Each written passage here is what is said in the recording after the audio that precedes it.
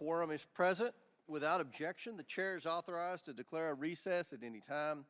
Pursuant to Committee Rule 5B and House Rule 11, Clause 2, the chair may postpone further proceedings today on the question of approving any measure or matter or adopting an amendment on which a recorded vote or the yeas and nays are ordered. The first order of business is ratifying the new subcommittee roster. The clerks have distributed the roster electronically. I ask unanimous consent that the committee approve the appointments and assignments as shown on the roster. Without objection, the subcommittee roster is approved. The chair also notes that points of order pertaining to the engaging of personalities against the president will not be in order for the duration of this markup. Given the underlying subject matter of Hunter Biden's subpoena and this committee's investigation, members must be allowed to speak frankly. Now, pursuant to notice, I call up a report containing a resolution recommending that the House of Representatives find Robert Hunter Biden in contempt of Congress for refusal to comply with a subpoena duly issued by this committee. The clerk will report the report, which has been distributed in advance. A report containing a House resolution recommending that the House of Representatives find Robert Hunter Biden in contempt of Congress for refusal to comply with a subpoena duly issued by this committee. I ask unanimous consent that the report be considered as read and open for amendment at any point. Without objection, so ordered. The chair recognizes himself to offer an amendment in the nature of a substitute. The clerk will please report the amendment. An amendment in the nature of a substitute offered to the contempt report as offered by Mr. Comer of Kentucky. Without objection, the amendment is considered as read, and the substitute will be considered as original text for the purposes of further amendment. I now recognize myself for 5 minutes for a statement on the report. Today, the House Committee on Oversight and Accountability will consider a resolution and report recommending the House of Representatives find Hunter Biden in contempt of Congress for his refusal to comply with a subpoena duly issued by the committee. The House Committees on Oversight and Accountability and Judiciary issued subpoenas to Hunter Biden for a deposition to be conducted on December 13th, 2023. On December 13th, Hunter Biden failed to comply with the deposition subpoenas relevant to the House of Representatives impeachment inquiry and the committee's oversight investigations. Instead, Hunter Biden appeared on the grounds of the U.S. Capitol where he read a short prepared statement without taking any questions from the media. Our investigation has produced significant evidence suggesting President Biden knew of, participated in, and benefited from his family's cashing in on the Biden name. Based on witness testimony, Joe Biden was the brand his family sold around the world to enrich the Biden family. The Bidens and their associates raked in over $24 million from 2014 to 2019 from countries like China, Russia, Romania, and Kazakhstan. Witness testimony confirms then Vice President Biden met, spoke by phone, dined, and had coffee with his family's foreign business associates. President Biden has repeatedly lied to the American people about speaking with his son's associates. We've also traced how money from the Biden's China deals and other influence peddling schemes landed in Joe Biden's personal bank account. We plan to question Hunter Biden about this record of evidence during our deposition, but he blatantly defied 2 lawful subpoenas. Hunter Biden's willful refusal to comply with the committee's subpoenas is a criminal act. It constitutes contempt of Congress and warrants referral to the appropriate United States Attorney's Office for prosecution as prescribed by the law. We will not provide Hunter Biden with special treatment because of his last name. All Americans must be treated equally under the law, and that includes the Bidens.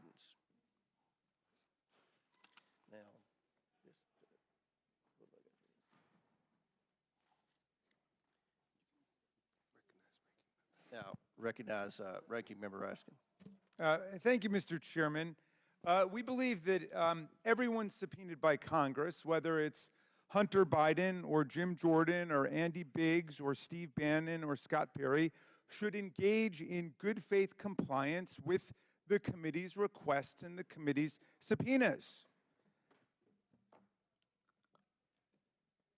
We are here today because the chairman has bizarrely decided to obstruct his own investigation and is now seeking to hold Hunter Biden in contempt after he accepted the chairman's multiple public offers to come answer the committee's questions under oath before the American people.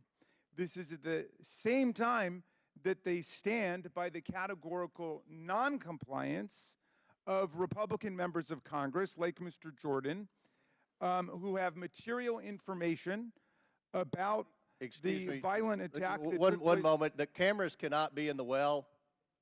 Cameras cannot be in the well. Cameras cannot be in the well. Yeah. All right, proceed, Mr. Raskin.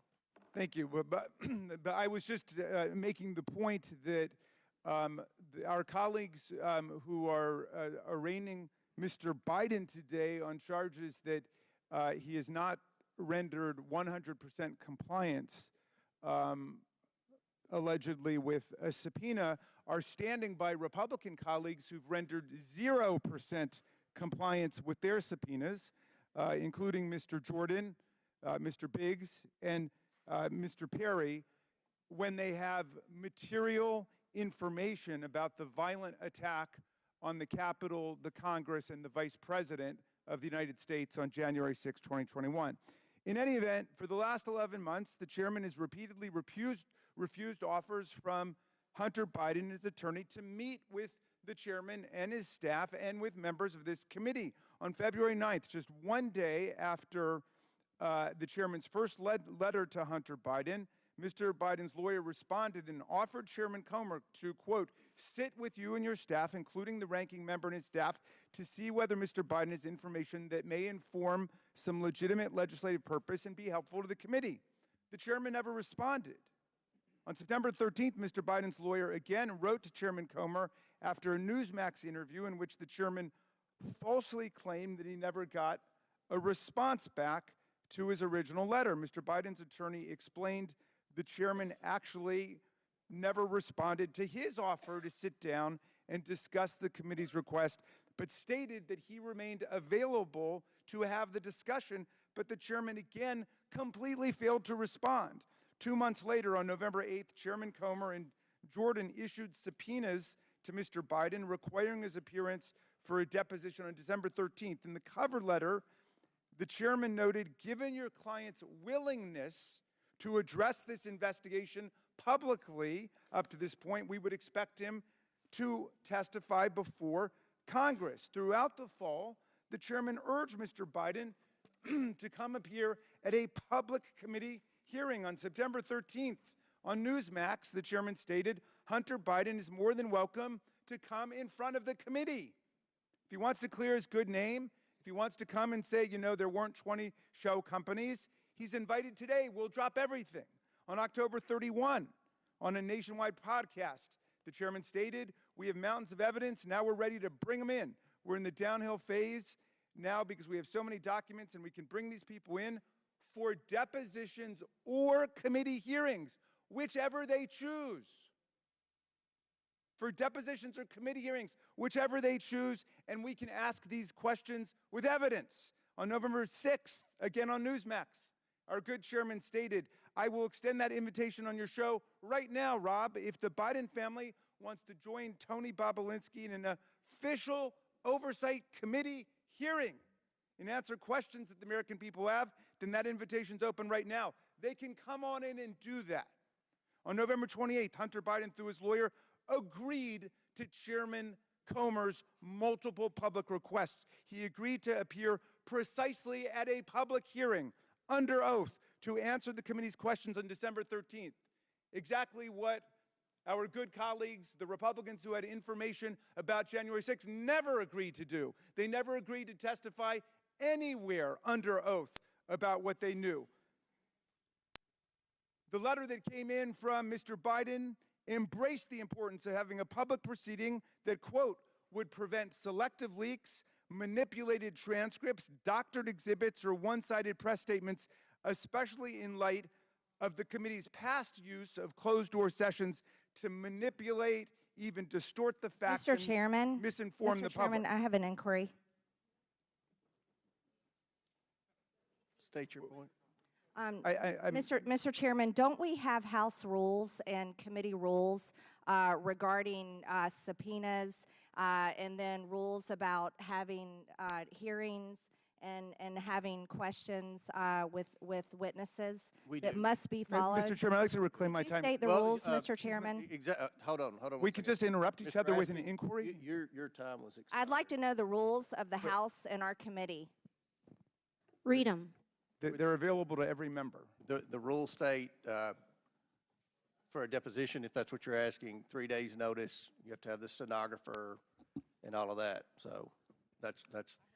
Mr. So Chairman, just to All clarify, right, we can't have someone Mr. just Raskin's walk time's in. expired. Mr. Chairman, point of Do any inquiry. other members wish to be heard? Mr. Chairman, point of inquiry. Mr. Chairman, I did endure multiple interruptions in my opening. Could I finish? Would that be all Well, right? you went over your 5 minutes, but I'll give you 30 more seconds. Okay. The chairman refused to take yes for an answer from Hunter Biden. Instead, on December 1, they pulled a bait and switch. They changed the terms of their request. They rejected his offer or his acceptance of their offer and insisted that he now come in and sit for a secret closed-door deposition. On December 6, Hunter Biden's lawyer reiterated that Hunter Biden was willing to accept the chair's original request and once again offered to appear on December 13th or any other date in December to answer any question pertinent and relevant to the subject matter. He again raised concerns about closed-door sessions. That's what brings us to today, Mr. Chairman. He has materially, substantially, in good faith complied with what your requests were. He And complied with the subpoena. I don't think- we Your would have time's expired. we Do would have any- loved that Do kind any of other members compliance. wish to be heard? Mr. Chair Chairman. recognizes Ms. Mace from South Carolina. Thank you, Mr. Chairman, Chairman Comer. First of all, my first question is, who bribed Hunter Biden to be here today? That's my first question. Second question, you are the epitome of white privilege, coming into the Oversight Committee, spitting in our face, ignoring a congressional subpoena to be deposed. What are you afraid of? You have no balls to come up here and... Mr. Chairman, point of inquiry. Mr. Chairman, If The ladies recognize. I'm not done. If the gentlelady Play wants to hear from Hunter stupid Biden, we can hear from him right now, Mr. and you Chairman. win Let's take a stupid vote and prizes. hear from I'm Hunter Biden. speaking. What are you women afraid allowed of? to speak Hold on, here? hold on. Why- Order, why are you order, guys not order. willing to let Ms. us Are Mace, women Ms. allowed to Mace. speak in All here right. or no? Okay. Are women allowed to speak in here or no? Order. Because you keep interrupting me. I'll interrupt the You keep chairman. I don't know interrupting. that he's a lady. I think that Hunter Biden should be arrested right here, right now, and go straight to jail. Our nation is founded on the rule of law. Come on. And the premise Come that the on. law applies equally to everyone, no matter what your last Point of order, name. Mr. Chairman. Point of It order. doesn't matter who you are. Point of order, Mr. Chairman. Biggs over here. Donald Trump Jr. Biggs over here. State your point, Mr. Biggs. Yeah, my point of order is this. Are we going to continue on with this blatant interruption? This is absurd and inappropriate. I intend to give my statement.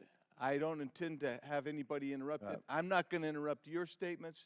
I think you should have decorum and courtesy and don't act like a bunch of nimrods. You just interrupted a woman. And that's 5, I got Can permission. we I did- agree everyone has Mr. 5 Chairman, minutes? Can we agree? Point of order again. The assertion that I interrupted was absolutely false. That's typical of the gentleman who spoke it. I got permission to speak from the chairman. I spoke. I was interrupted yet again by the gentleman who doesn't choose to go through the chair and follow proper order. I encourage us, I think if we're going to have any respect at all, we need to have proper decorum. Well said, well said. I'd like to finish. The rules are everyone's going to be recognized for 5 minutes. Anyone that wants to be recognized will be recognized for 5 minutes. Ms. Mace has 4 minutes and 13 seconds left. Chair recognizes Ms. Mace. It does not matter who you are, where you come from, or who your father is, or your last name. Yes, I'm looking at you, Hunter Biden, as I'm speaking to you. You are not above the law at all. The facts in this case are crystal clear. This committee used and issued a lawful subpoena to Hunter Biden, a critical witness in this committee's investigation into Biden family corruption. Hunter Biden and his lawyers did not claim privilege of any kind because clearly he has none. They didn't contest the legitimacy of our reasons for issuing the subpoena, no reasons, because they clearly are legitimate. And yet, members, Donald Trump Jr., he did not defy a congressional subpoena. He showed up multiple times for multiple depositions for several hours. In doing so, Hunter Biden broke the law. He did so deliberately. You did so flagrantly. You showed up on the Hill, on the Senate side, the day of that congressional subpoena to defy it and spit in the face of this committee. That's what you did. The question the American people are asking us is, what is Hunter Biden so afraid of? Why can't you show up for a congressional deposition? You're here for a political stunt. This is just a PR stunt to you. This is just a game that you are playing with the American people. You're playing with the truth. Hunter Biden wasn't afraid to sell access to Joe Biden to the highest bidder when he was in elected office. He wasn't afraid to trade on the Biden brand, peddle influence, and share those ill-gotten gains with members of his family, including Joe Biden. He wasn't afraid to compromise the integrity of the presidency and vice presidency by involving Joe Biden in shady business deals with our foreign adversaries. But Hunter Biden, you were too afraid to show up for a deposition, and you still can't today. I believe that Hunter Biden should be held completely in contempt. I think he should be hauled off to jail right now, because it wasn't long ago, too, my friends on the other side of the aisle, that you also believed in the power of a congressional subpoena. Not long ago at all. You believed in holding those who refuse to comply with congressional subpoena accountable. And I stood with each and every one of you. I am the only member in this room today who has held a member of my own party in contempt of Congress for not showing up for a subpoena. And I see nothing but complete hypocrisy on the other side of the aisle. The ranking member of this committee even so eloquently put it, the lesson is, please tell your children out there in America, if you get a subpoena to go before Congress, go. You have a legal responsibility to do so. So the hypocrisy is stunning. What are we to tell our children today? There's nothing the other side can say with a straight face. As the only member of this committee to vote to hold a member of contempt of my own party, let me be clear, this should not be a partisan issue. If Congress issues a subpoena, you show up, period. This is not a responsibility we take lightly. It brings no joy for us to do this, but the president's son broke the law and must be held accountable in the same way anybody else would. I urge my colleagues on both sides of the aisle to do so. And my last message to you, Hunter Biden, you play stupid games, you win stupid prizes. Will the gentlelady yield for a question? Will the gentlelady yield? Will my friend yield from South Carolina? Sure. I do want to commend the gentlelady who was the only Republican who stood up and voted to hold in contempt the Republican members of the House who blatantly and categorically refused to comply with subpoenas that came from the bipartisan January 6th committee. I would like to ask my friend, Ms. Mace from South Carolina, whether she's aware of all the case law which says that the committee has to engage in good faith interaction with the witnesses they've called, and they're supposed to arrive at a solution. And what do you think about the fact that the chairman on multiple occasions gave this witness the opportunity to come before the full committee, and he agreed to that? We issued a congressional subpoena, and I know with your constitutional law background, you know exactly what that means, and he should have showed up. And because of your vote and because of your statements, you should be voting to hold this man in contempt of Congress today, right now, if you're going to be consistent on your own policies and your own words. Gentlelady's time's expired. Chair recognizes Mr. Moskowitz for 5 minutes. Thank you, Mr. Chairman. It's good to see you after a long break. So I'm listening to the gentlelady from South Carolina about the witness being afraid to come in front of the committee. It's interesting. He's here. He doesn't seem to be too afraid. In fact, for some reason, the chairman, who on multiple occasions invited the witness to come on TV, apparently the chairman wants to pretend like his statements on television or in interviews don't matter, but it didn't happen once, it didn't happen twice, it happened multiple times. The chairman said the witness can choose whether to come to a deposition or to a public hearing in front of the committee. The witness accepted the chairman's invitation. It just so happens the witness is here. If the committee wants to hear from the witness, and the chairman gave the witness that option, then the only folks that are afraid to hear from the witness with the American people watching are my friends on the other side of the aisle. I don't know if there's a proper motion, Mr. Chairman, but I'll make a motion. Let's vote. Let's take a vote. Who wants to hear from Hunter right now, today? Anyone? Come on. Who wants to hear from Hunter? Motion's out of order. No one. So I'm a visual learner, and the visual is clear. Nobody over there wants to hear from the witness. Oh, there's one. Thank you. Will you yield for a question? I'm not there yet, but I will eventually. So there's no one, well, other than one or two, that want to hear from the witness. So the majority of my colleagues over there, including the chairman, don't want to hear from the witness with the American people watching. So, Mr. Chairman, I just want to hear from you. Will you acknowledge that you invited the witness on television to choose whether he could come to a public hearing? And do you stand by your words, or do you renege that invitation to the witness? To answer the question, I've said repeatedly, after the deposition, Mr. Biden can come in front of a public hearing. Mr. Chairman, I don't want to play the video, but that is not what you said on television multiple times. We have the quotes. We can put them up. You said the witness can choose between a deposition Listen, or... Mr. Moskowitz, Mr. Biden doesn't make the rules. We make the No, Mr. Chairman, you make the rules. And the rule you made is that he can choose. the rule is Those were your words, reclaiming my time. he was issued 2 lawful subpoenas. Reclaiming my time, Mr. Chairman. No, you issued those subpoenas after he took you up on your invitation to come, and then you were like, oh, no, oh, my God, what did I do? I invited him to come so the American people can hear his side of the story. I put my foot in my mouth, so now I must bury him in the basement where we can decide what we're going to release to the public so that we can continue to tell that story. Mr. Chairman, you have said multiple times that this is not about Hunter. It's about Joe Biden. And even this morning on Mornings with Maria, she asked another simple question, the question you have been asked multiple times, which is, do you have evidence to impeach the President of the United States? Before you said, I hope so. Today you said, I think so. And the answer is, you don't. And you still don't. And so we continue to be here and have these charades. To my colleagues who talk about lawful subpoenas, I appreciate the gentlelady from South Carolina who voted to hold people in contempt. Listen, I'll make this bipartisan. I'll vote for the Hunter contempt today. You can get my vote. You can get my vote. But I want you to show the American people that you're serious.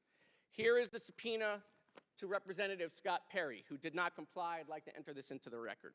Here is the subpoena to Mark Meadows. I'd like to enter this into the record, who did not comply. Here is the subpoena to Jim Jordan, who did not comply with a lawful subpoena. I'd like to enter that into the record. Here is the subpoena to Mo Brooks, who did not comply. I'd like to enter that into the record. Here is the subpoena to Mr. Biggs, who did not comply. I'd like to enter that into the record. And here's the subpoena to Mr. McCarthy, who did not comply. I'd like to enter that into the record. There's an amendment coming to add some of those names into the contempt order. You vote to add those names and show the American people that we apply the law equally, not just when it's Democrats, right? It's a crime when it's Democrats, but when it's Trump and the Republicans, it's just fine. No, show that you're serious and that everyone is not above the law. Vote for that amendment, and I'll vote for the Hunter Biden contempt. I yield back. Gentleman's time's expired. Chair recognizes Ms. Green from Georgia for 5 minutes. Thank you, Mr. Chairman. Where's he Excuse going? me, Hunter. Whoa, Apparently, whoa. you're afraid Where of you my going? words. Whoa! Oh. I'd like to That kinda reclaim was- my time, Mr. Chairman. Burst their bubble. Wow, that's too bad.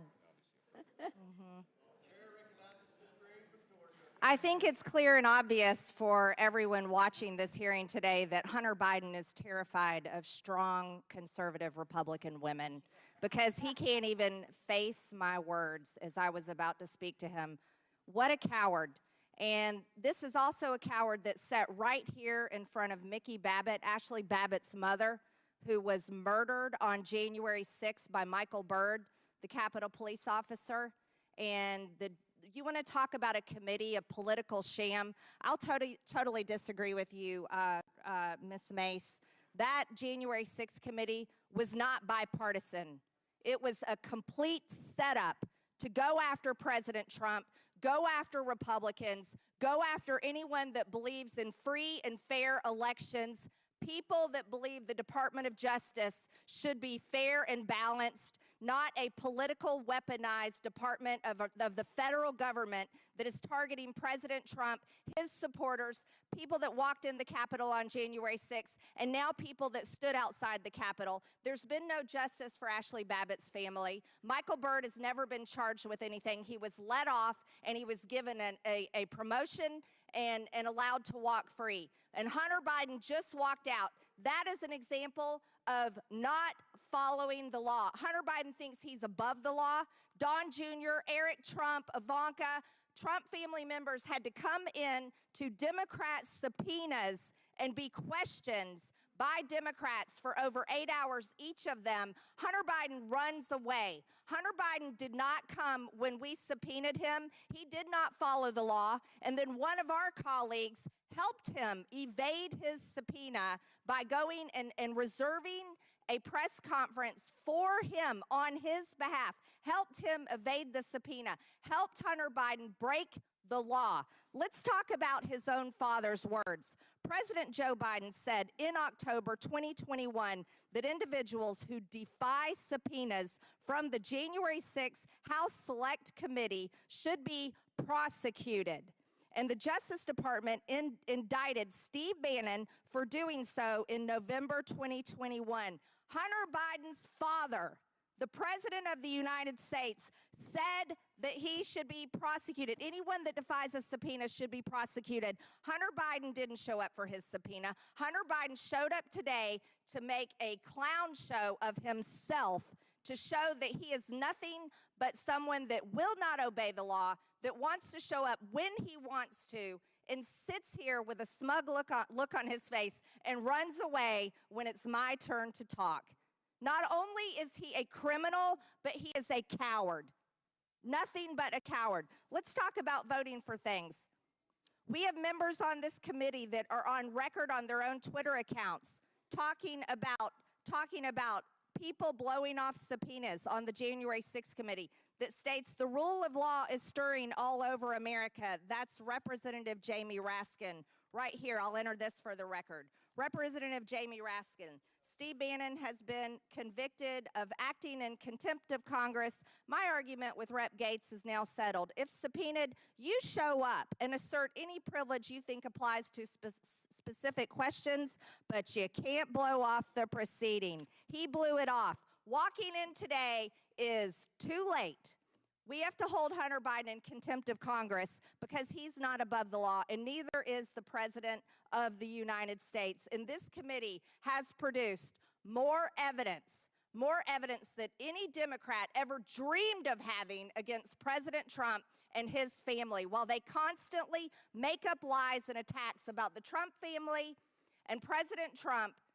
They make them up all day long. It's nothing but a political witch hunt. This committee has produced the evidence that Joe Biden has taken payments through his son, Hunter Biden, and all their dozens of fake LLCs. You can't buy a Biden product. You can't hire a Biden for a service unless you're a foreign country and you're asking and paying for political favors and political payouts. And that is exactly what the Biden brand is all about. We will hold Hunter Biden in contempt. And if the Democrats are not the hypocrites that they constantly display that they are, then they will vote for contempt of Congress because they voted for it on every other subpoena that didn't go through. And here's the last thing. You guys had your chance. If you wanted to hold people in contempt of Congress, you could have done it last Congress, but you didn't do it, and it would have been a major mistake because you know that it could have been turned exactly back on you. Mr. Chairman, I yield. Thank you, Mr. Chairman. I think it's really interesting to hear the gentlelady from Georgia speak about Hunter Biden leaving, and she is the person that showed nude photos of Hunter Biden in this very committee room, showing dick pics in this committee room of Hunter Biden. I have my 5 minutes, gentlelady, and so I think it's really ironic, hypocritical, quite shameful that the person who's complaining about somebody leaving when she's showing nude photos of him to this committee showing nude photos of him to this committee in this very room. And you also talk about decorum. You're talking about January 6th.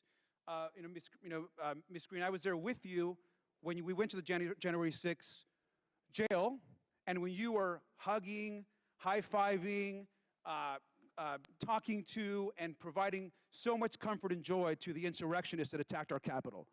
And you were insurrectionists that attacked our Capitol. You were hugging and giving them all the support that Mr. Chairman, that you the could. gentleman I'd like has to- the time. Stop the clock. Chair recognizes Mr. Garcia. I'd like to continue my 3 minutes and 50 my seconds. 5 minutes. And I just want to remind everyone, that this is, again, about the Donald Trump revenge show. We're here today, and the majority is doing this hearing because this is all about Donald Trump and trying to make sure they do everything they can to support him. For weeks, we as Democrats and Republicans and the chairman demanded a public hearing, and I agree with Mr. Moskowitz. Yet, Mr. Chairman, you have denied it. We want a public hearing. If we need to take a vote or ask unanimous consent, we should hear from Mr. Biden today. That's what the public demands. Democrats are united. We like to see the same thing. And I'd like to see a vote to actually have Hunter Biden actually, with unanimous consent, do actually a hearing and address us today, if possible. Would my friend yield? Yes. Thank you. Well, the fact of the matter is, Mr. Biden showed up this morning and was willing to show up weeks ago to appear at a public hearing, which he was led to believe was his option. And today is all about a combination of chutzpah and delusional theory. We just heard some of the delusional theory from the gentlelady from Georgia.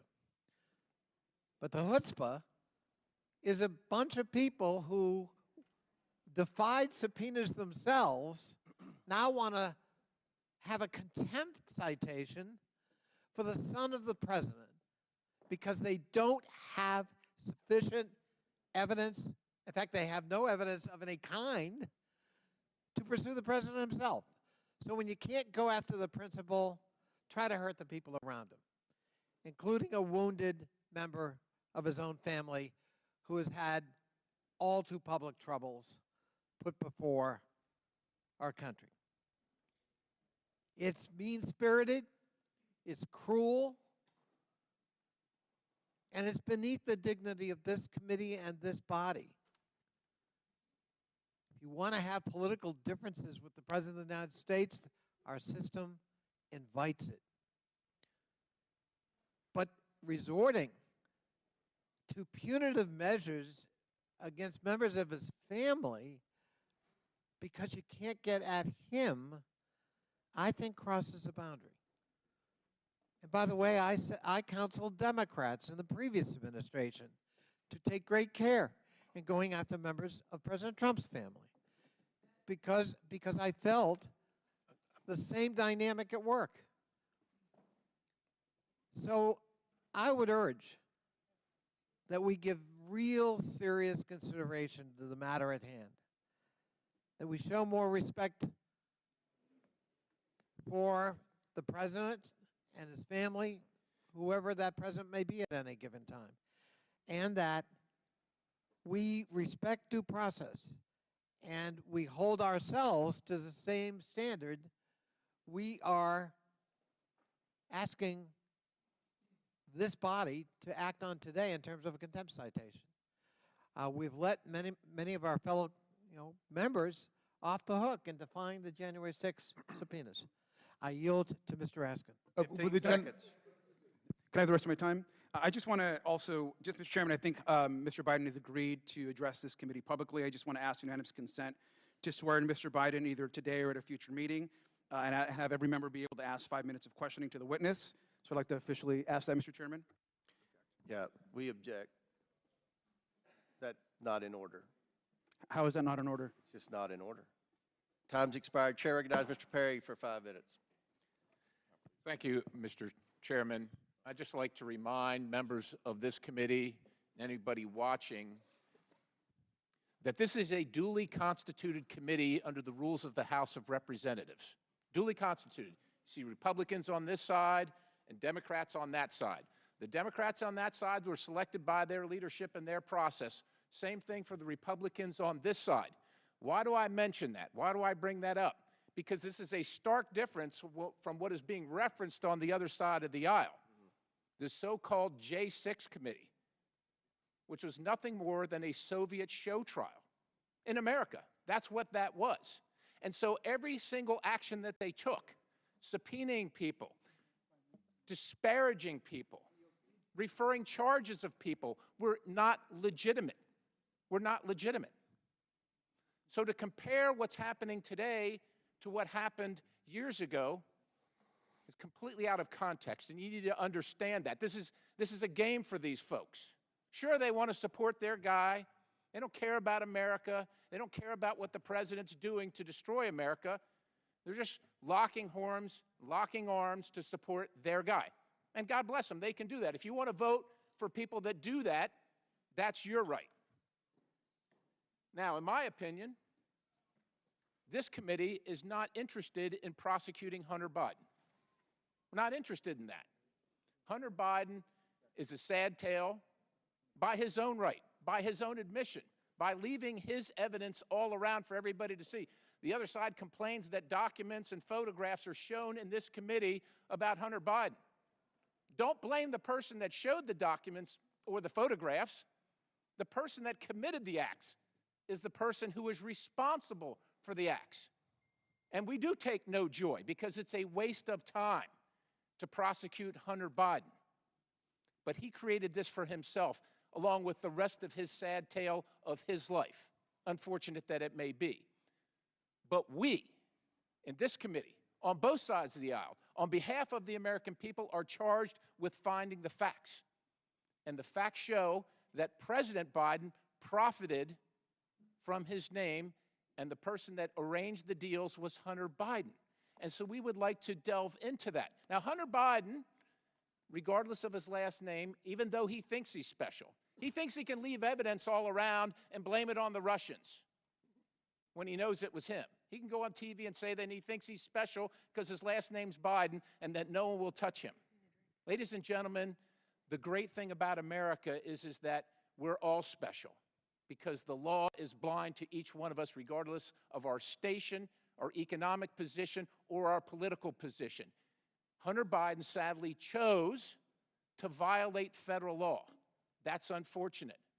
But we are duty-bound to do something about it because without law, we have anarchy.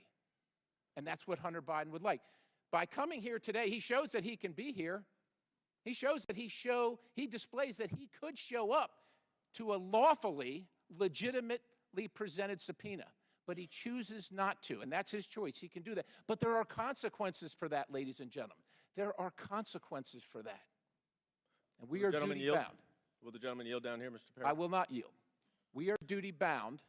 We are duty-bound to pursue the consequences of that so that the American people can trust in the system of justice in the United States of America, which they do not right now. They don't trust in it, nor should they, because this side of the aisle has made a mockery of it for the last 3 years and beyond that. Will the gentleman yield for? I will not yield. Mr. Biden is not special. He was given a subpoena. He should have appeared. He chose not to. We have no choice. We have no choice if we are to uphold our oath to uphold and defend the Constitution of the United States. We have no choice except to refer charges and find Hunter Biden in contempt. His choice. That was his choice. Now we have to make our choice. And conflating the so-called J6 committee, unduly authorized, not a committee, no jurisdiction, no authority whatsoever under the law of anything. To conflate that with these proceedings today is an abomination. My friends on the other side of the aisle know what they're doing, should be ashamed, should be embarrassed, but will not be. Regardless, we must forge on for the sake of this republic. I yield the balance. Gentleman's time's expired. Chair now recognizes Mr. Goldman for 5 minutes. Thank you, Mr. Chairman. I feel like I'm in Alice in Wonderland after that. Every American receives the same application of the law, and it does not matter what your last name is. So I guess that means if your last name is Perry, that subpoenas apply to you as well, lawful subpoenas. Now, I appreciate the gentleman from Pennsylvania's argument that the January 6th committee was not a duly constituted committee, and in fact, he and many others made that same argument to a number of courts of law. The courts are charged with interpreting our laws and whether a committee is a duly constituted committee and whether a subpoena is a duly constituted subpoena. And even though my friend from Pennsylvania may not like the fact that a neutral judge, multiple judges in fact, didn't agree with him, it still remains the law of the land, not what Mr. Perry says, not how I would interpret the January 6th committee, but how every single court of law interpreted it and said it was a validly constituted committee, and every single subpoena issued by that committee was a duly authorized lawful subpoena, no different than the subpoena to Hunter Biden. Will the gentleman yield for a question? No, unfortunately, sir, you did not yield to me, so I will not yield to you. The fact of the matter is that subpoenas should apply equally.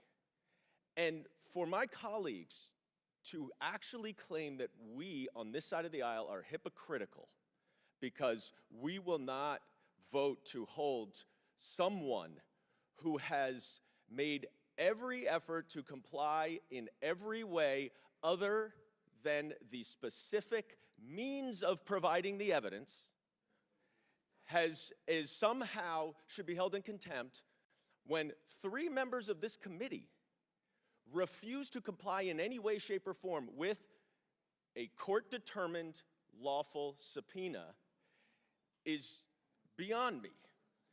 Now, I find it interesting that my friend from Pennsylvania also chastises us for just supporting our guy. And I wonder how he would define supporting our guy. Would he define supporting our guy as trying to instigate a coup at the Department of Justice to install a lackey and remove the Attorney General and the Deputy Attorney General so that he could keep his guy in office even though he lost? Is that just supporting our guy? Because that's what Mr. Perry did. The reality is that we are here because, plain and simple, 2 reasons: retribution for Donald Trump and the fact that the Republicans have no evidence. And you will hear them talk about evidence. You will hear them say, we have so much evidence, we have so much evidence. And we're going to get into some of these details as we go forward. But the reality is that you have been moving the goalposts the entire time because you cannot make any connection, notwithstanding all of your false statements, to the president. So instead, let's subpoena Hunter Biden. Because what we will expect is that he won't testify, or that he'll take the 5th Amendment because he's under criminal indictment. And then we get to say, aha, all of our specious allegations must be true because if they weren't, he would come here and testify. Well, he called your bluff, and now you're scrambling. Will the And now gentleman you're yield to a trying- No, I will question? not. And now you're scrambling. You sure? Now you are desperate to find anything to divert attention away from your abject lack of evidence connecting President Biden to any business venture of Hunter Biden's, to any wrongdoing. So we're going to hold us here on a contempt hearing because you don't want to see him testify in public. You just want to be able to filter his testimony in closed-door testimony as you have been doing this entire Congress. Will the gentleman yield? I will yield to my ranking member. Thank you. Thank you. The District Court for the District of Columbia, Judge Kelly, obliterated the argument that Time's expired. Chair that the gentleman recognizes from Pennsylvania made. Mr. Biggs for 5 minutes. Thank you, Mr. Chairman. At the risk of taking the bait, which is all this is, it's laying a little bait and might be just too attractive for me, so I got to get in on it, maybe just a little bit. I'm intrigued by the assertions of my colleagues who claim that the Hunter Biden violation of the subpoena scenario is the same as issuing subpoenas to 4 members of Congress. I'm intrigued by that. I really am. It's interesting. Had the illegitimate J6 group decided to enforce its dubious subpoena against me, my counsel was prepared to argue that service of that subpoena was insufficient. And so asserted to counsel for the J6 committee. Had the illegitimate J6 gaggle sought to enforce its subpoenas, my counsel, and I believe the counsel of each member of Congress who had been subpoenaed, ostensibly subpoenaed, putatively subpoenaed, would also have asserted successfully a privilege under the Constitution of the United States. Those questions never arose formally because the now defunct J6 committee, which has no authority anymore because it passed with the closing of the last session of Congress. I think that cabal surely understood that its tenuous claims, how tenuous its claims were, and chose not to try and enforce its questionable subpoenas. And why do I say that? I say it because in reporting to Reuters, the committee's own chairman, Benny Thompson, said this, quote, "There are some questions of whether we have the authority to compel testimony from Republican colleagues." He knew. He knew you didn't have that authority, but yet you still tried to assert it. Now, what's the distinction?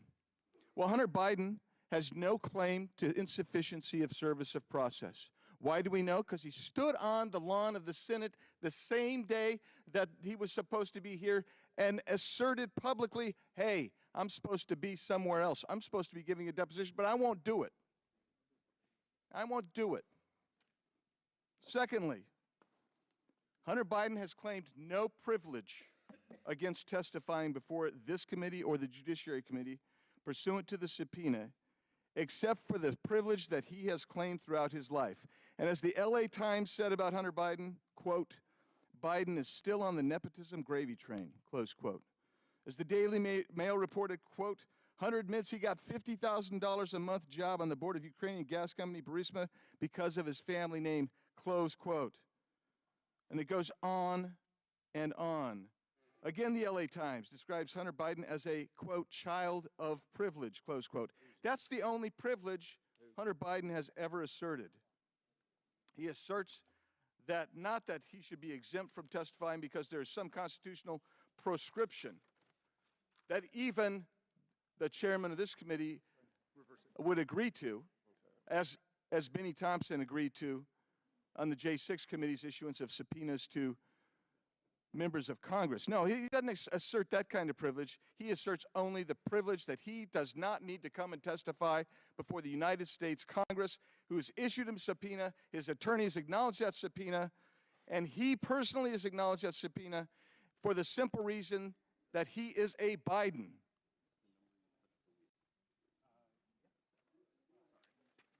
So, where are we? Merrick Garland has authorized pursuing Republicans for contempt of Congress. He must also authorize prosecution of Hunter Biden. Failure to do so on the part of the Attorney General will show his contempt for Congress as well. But it will show even greater contempt for the American people who now recognize the weaponization of the federal government and the two-tier system promulgated by Democrats. Mr. Chairman,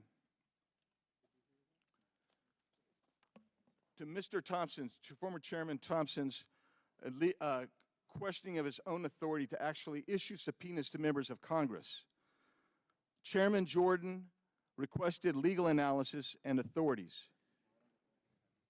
But Chairman Thompson never responded.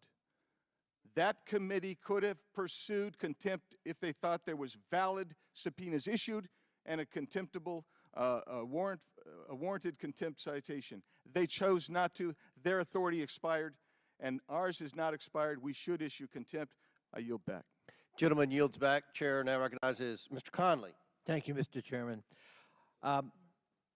3 names: Jordan, Perry, and Biggs. Not a law firm. 3 members of this body who defied a legitimately issued subpoena upheld by courts of law. I think it's really important to remember that when the word hypocrisy is thrown around by some of our friends on the other side of the aisle. The other thing I think that's really important, before I yield to the ranking member, Mr. Biden, Hunter Biden, knows that if he appeared in camera, in secret, to be deposed, Republicans would cherry pick what he said and leak it.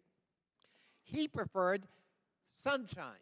He preferred to come here out in the open and testify before the entire American public, this body, and everyone watching, and take his chances with public testimony that could not be used to his detriment by cherry picking and distortion. That is and ought to be the right of an American citizen. I yield to the ranking member. Thank you kindly, Mr. Conley. I wanted to introduce for the record, Mr. Chairman, United States District Court for the District of Columbia opinion in RNC versus Nancy Pelosi, rendered by Judge Tim Kelly, rejecting, obliterating, and demolishing every argument that we heard from Mr. Perry and Mr. Biggs. Their whole argument seems to be that Republicans were entitled to blow off subpoenas of the United States Congress that came from the January 6th committee because they didn't like the committee, they didn't think it was legitimate, they thought it was not validly authorized. The courts roundly and uniformly rejected those arguments. So now they purport to render the law for themselves. If they don't want to comply with the subpoena, they won't, and yet they would now hold other witnesses like Hunter Biden to a standard they won't accept for themselves. That's a remarkable thing. I started off this hearing, Mr. Chairman, by saying we believe that everybody should respond in good faith to the subpoenas of the United States Congress. Now, Mr. Biden asserts that he responded in good faith to what you repeatedly publicly asked him to do. And he's at least got an arguable, colorable claim that that's true. All the case law I've been able to read, Mr. Chairman, suggests that the committee is supposed to engage in good faith negotiation with witnesses, which is precisely what the January 6th committee did. The dates don't always work out. The times don't always work out. Some people want to assert a privilege. Some people don't. There are certain questions that are agreed to or not. So there are negotiations. But as I read at the beginning of this Will hearing— the gentleman take a question? But I will as soon as I get to that. Excuse me, it's my time. Oh. Mr. Raskin. Thank you, Mr. Conley. Why is the committee not engaged in that negotiation with Hunter Biden? I just don't understand that. I mean, he's a guy who appears to be 99% willing to do what you even asked him to do in the written subpoena, but he's given 100% good faith compliance with what you repeatedly publicly challenged him to do. So I don't understand why you won't meet with them and work it out, which is what every court in the land has said. The courts don't want to be involved in all this stuff, especially when you've got a guy like him who's overwhelmingly complying with what you're asking for, unlike all of these colleagues on the other side of the aisle who unfortunately 100% defied the subpoenas of the United States Congress, which is what they did. And I don't think those people should be able to vote on any subpoena relating to any witness in this committee until they render cooperation with the January 6th committee and come forth and tell us what they know. Now, there's another point that I need to make, and I want to thank Mr. Conley for his indulgence here. Our good friend, the gentlelady from Georgia, referred to the murder of Ashley Babbitt. Well, the Department of Justice, the United States Attorney, and the U.S. Capitol Police Inspector General all rejected the idea that there was any Point of murder. order, There was Mr. Chairman. the- Or inquiry. There's no such thing. There's never been a court hearing. Mr. Chairman, we agreed. Michael Byrd was hold never on. charged. Reclaiming order here. The time is Mr. Conley's. I yield back to Mr. Conley. Thank you, Mr. Chairman. But I will submit for the record a document entitled Department of Justice Closes Investigation into the Death of Ashley Babbitt, United States Capitol Police. Document USCP completes internal investigation into the January 6th officer-involved shooting. I think it was a scandal. It was a tragedy that people died because Donald Trump put them at risk, as many of the former insurrectionists are now willing to say publicly, that he said you got to go and you got to fight and fight like hell, or you will not have Time's expired, Mr. anymore. Conley's So, time's I'm expired. sorry Mr. that Conley's people lost time their is lives. expired. Mr. Conley's time is expired. Order, order. I was trying to reclaim the time the gentlelady stole from me. Oh, we Thank you. stopped the clock. I watched it. I'm paying close attention. I do feel compelled to respond to this. We have engaged in good faith negotiations. We've offered every witness a narrow scope of topics, documents in advance. They can choose the date. Hunter Biden's lawyer has not engaged with the committee regarding Hunter Biden. Chair now recognizes Mr. Did you Waltz, respond to their our letters newest to member, offer to for 5 cooperate, minutes. sir? Mr. Chairman, did you respond to the lawyer's offer to cooperate with the committee and meet with the committee?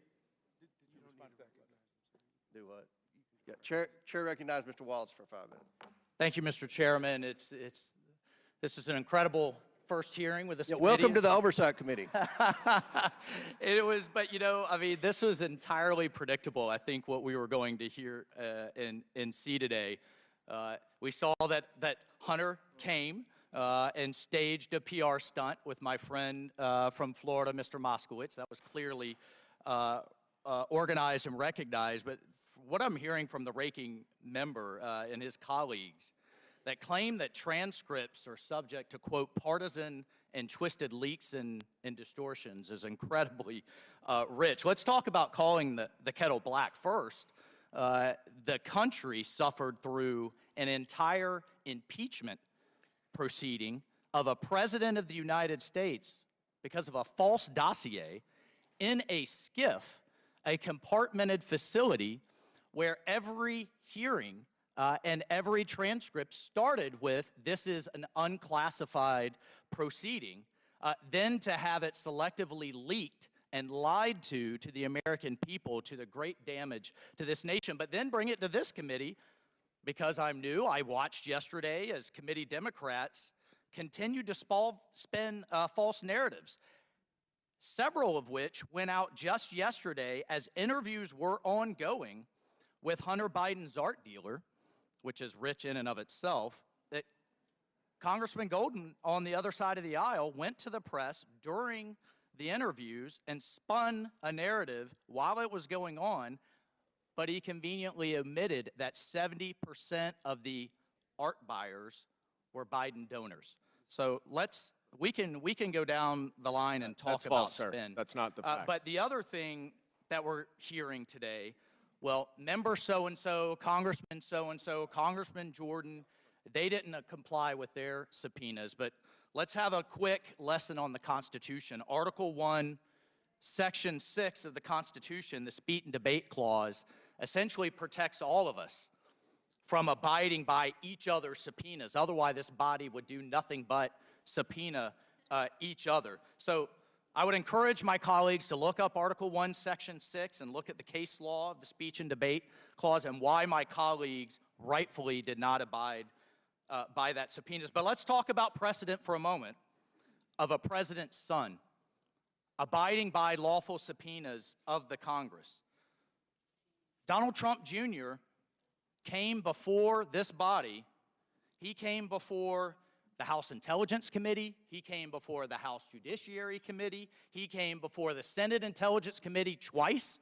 He came before the so-called Jan 6 Committee, all behind closed doors where lawyers can sit down, both sides of the aisle, and have a conversation, go through documents, all under oath, which is the precedent for any committee. Don Jr. came before committees and came before this body 5 times behind closed doors. What is Hunter Biden afraid of? What won't he do? And Ranking Member Raskin, you're going to reap what you sow, my friend. I mean, you insisted on depositions for those who appeared before the Jan 6 committee when Steve Bannon agreed to testify publicly. You argued, sir, that he should have to sit for a closed-door interview, just like every other witness. Quote, "The way we have treated every single witness is the same. They come in behind closed doors. They talk to the committee there." You said on an interview in front of CBS in 2022. But now that Republicans are doing the same process, following House rules, doing the investigating, somehow Hunter Biden, because he's a Biden, should be held to a different standard. At the end of the day, we had a government official and the President of the United States, a vice president, set up 30 shell companies. Why? What product did those companies sell? Nothing. Vice President Biden was charged with 2 countries in his portfolio, China and Ukraine. While the vice president, his son, traveled on official business on Air Force Two and received massive monetary contributions afterwards. We have laws in place, colleagues, that prevent foreign powers from influencing government officials. Were policies changed as a result of the dinners, the calls, the text messages that we know President Biden engaged in through his son? We have a duty to get to the bottom of it. We will reference this contempt, and we will see if the Attorney General will uphold a fair standard of the law The time's up, Mr. Chairman. and prosecute Hunter Biden. Time's Thank you, Mr. expired. Chairman. Chair now recognizes Ms. Crockett for 5 minutes. Okay, all right. So we love the Constitution today, and we also want to talk about foreign money coming in. Have y'all seen the report that was just produced where this chairman decided that he was going to block this committee from receiving additional information about y'all's guy, Trump, and all the money that he took? From what we did receive, we know that Trump got almost $6 million that we can account for, and we know that there's more there. From China specifically, we found almost $8 million total that he accepted from foreign governments while he was serving as the president of these United States. But we're concerned about the president's son who has not been involved in his administration. I just want to run it back, though, to the very beginning, because this is something that I just can't get over. I can't get over the gentle lady from South Carolina talking about white privilege. It was a spit in the face, at least of mine as a black woman, for you to talk about what white privilege looks like, especially from that side of the aisle. And let me quote your now ousted speaker and what he had to say about the Republican Party and y'all's lack of diversity. When you look at the Democrats, they actually look like America. When I look at my party, we look like the most restrictive country club in America. So let me tell you something. Y'all don't know what white privilege looks like, but I'm gonna show you a little bit of something. You see, you want to talk about a 2-tier justice system, and this is the only time that y'all have ever referenced it, when this country has a history when it comes to black and brown folk of having 2 separate sets of rules. And right now what you want to do is have 2 separate sets of rules because Mr. Moskowitz offered y'all a fair situation. He said he would vote for Hunter to be held in contempt if y'all voted to hold all, even if you remove all of the members of Congress. There's still other people that y'all haven't decided that y'all have excuses for, but y'all don't want to hold them in contempt. But for some reason, it makes sense to hold Hunter Biden in contempt, who has tried to comply. And let me tell you why nobody wants to talk to y'all behind closed doors, because y'all lie. That's just the bottom line. You have done it thus far in this investigation. You have done it this far as it relates to this committee. In every single hearing, y'all spin, spin, spin. I don't know how y'all are still standing right now, because you should be quite dizzy from all the spinning that you're constantly doing when it comes to spinning the truth. You talk about free and fair elections, but you back a guy who we know tried to steal the election. And this isn't about what Democrats have to say. Let me remind you, for those of you that don't know how the justice system works, it's not a matter of the president went in and indicted Trump, but we are are talking about grand juries. Grand juries are comprised of American citizens, and the people that have entered pleas of guilty that will be flipping on your leader in a minute, they are Republicans. I do want to point that out. And half of them were Republicans that were handpicked by Donald Trump himself. So, to be clear, whatever happens to your little leader, it's going to be because of the actions that he took. So you can talk all you want to about how January 6th was nonsense, but all of y'all were running at that time. Y'all were grabbing y'all's gas masks, and y'all were running to your offices because you didn't know if they were coming to kill you.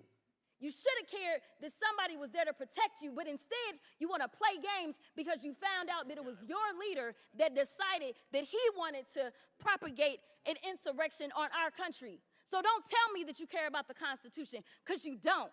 All you care about is Trump getting reelected, and I'll yield the last of my time to my leader. Thank you very much, Ms. Crockett, for your eloquent and powerful and irrefutable remarks. I'd like to just add a couple of points to what you've said. On January 6th, Senator Ted Cruz described it as terrorism. They later came to attack him during their revisionist, Orwellian, Stalinist attempt to rewrite history. Unfortunately for them, we know that there were 147 or 48 of our officers who were wounded, bloodied, and hospitalized by the rabid mob that beset the Capitol that day. We know that Kevin McCarthy, one of their deposed leaders over on their side, called Donald Trump from his office to complain about how his people were storming the Capitol and putting people's lives in danger. And Donald Trump said, no, those aren't my people, those are Antifa. And McCarthy corrected him and said, no, those are your people, Mr. President. To which Donald Trump said, well, maybe they just care a little bit more about who won the election than you did, Kevin McCarthy. You guys have got to deal with reality here. By the way, the speech and debate clause stands for the exact opposite principle who our distinguished new member just spoke about a moment ago. It says that members of Congress Mr. cannot Chairman, be questioned Mr. anywhere Chairman. else other than Congress. So Point of he should privilege. read the speech or debate Mr. clause Chairman. aloud. Let him finish his sentence there. Now, Chair recognizes Mr. Burchett from Mr. Tennessee Chairman. for 5 minutes. Thank you, Mr. Chairman. My colleagues seem to want to talk about the justice system, so let's talk about it. November of last year, the chairman issued a subpoena to Hunter Biden to appear on December 13th, for a closed-door deposition. Instead of respecting the rule of law, Hunter Biden chose to give a press conference on the front steps of the Senate.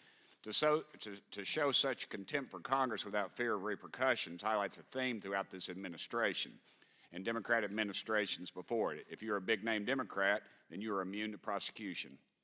Former Attorney General Eric Holder said as much in a memo he wrote regarding collateral consequences. For those that don't know, the collateral consequence policy allowed prosecutors to consider whether charging a company or individual will result in greater societal harm than not charging them. It's why the banks weren't held criminally accountable to the fallout of the 2008 financial crisis. It is why Jeffrey Epstein's clients aren't behind bars. It is also the mindset of President Biden and his family. Too big to jail. Not too big to fail, too big to jail. The two-tier justice system is a disgrace to our country and the principles it was founded on.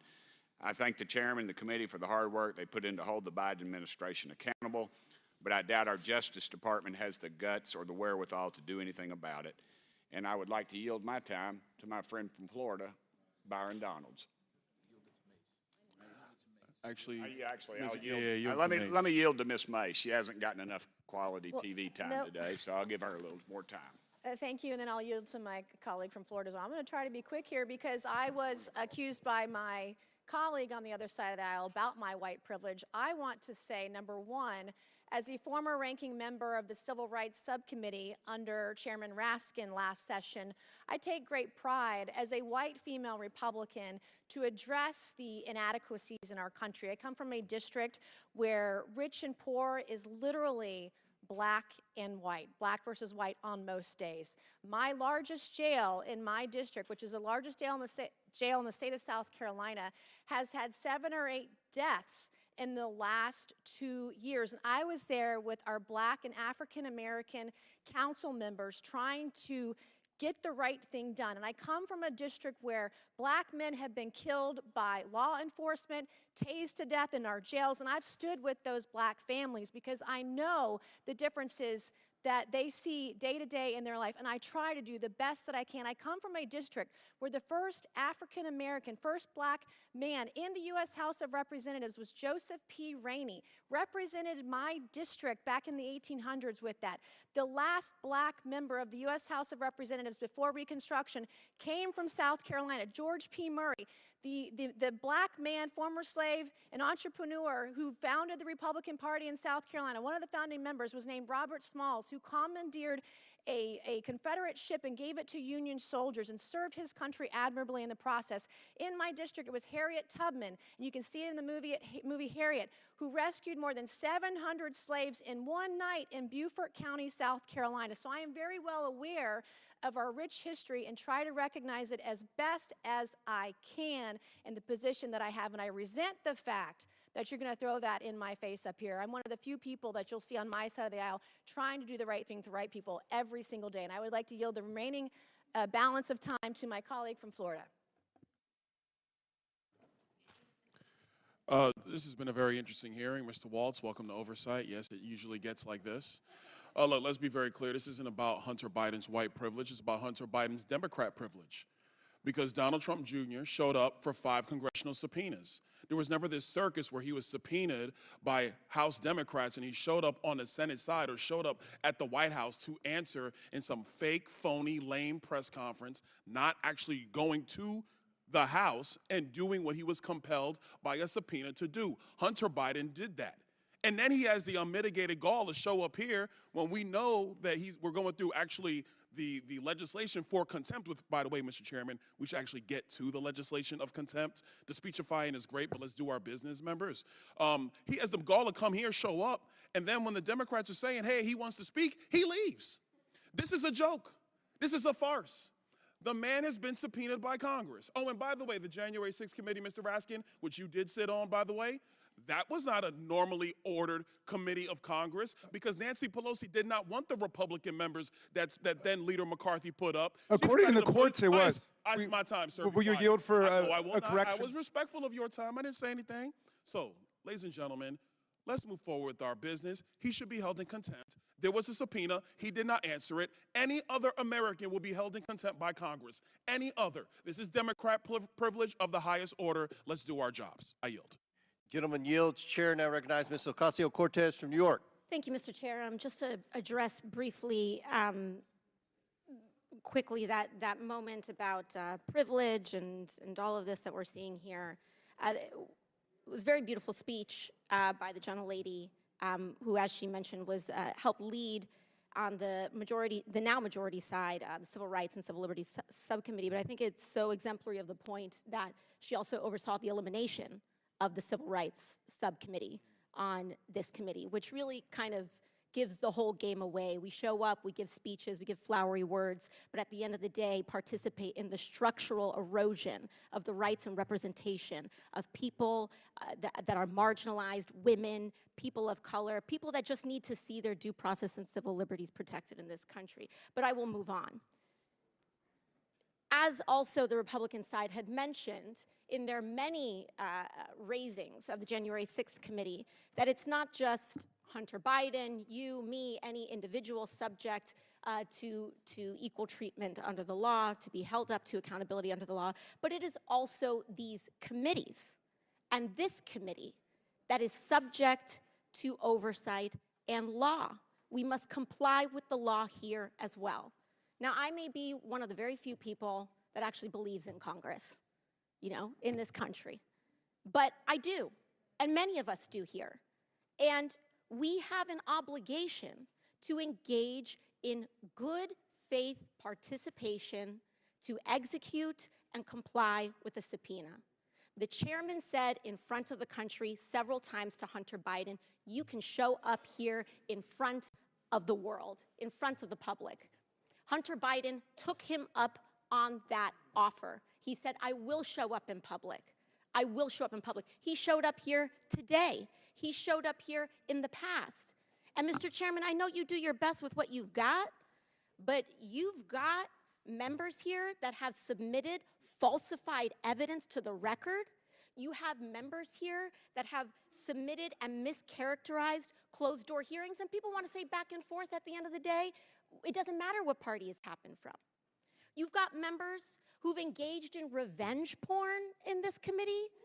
So it is understandable why Hunter Biden would want to testify in front of the public for the American people to be able to witness that testimony for themselves.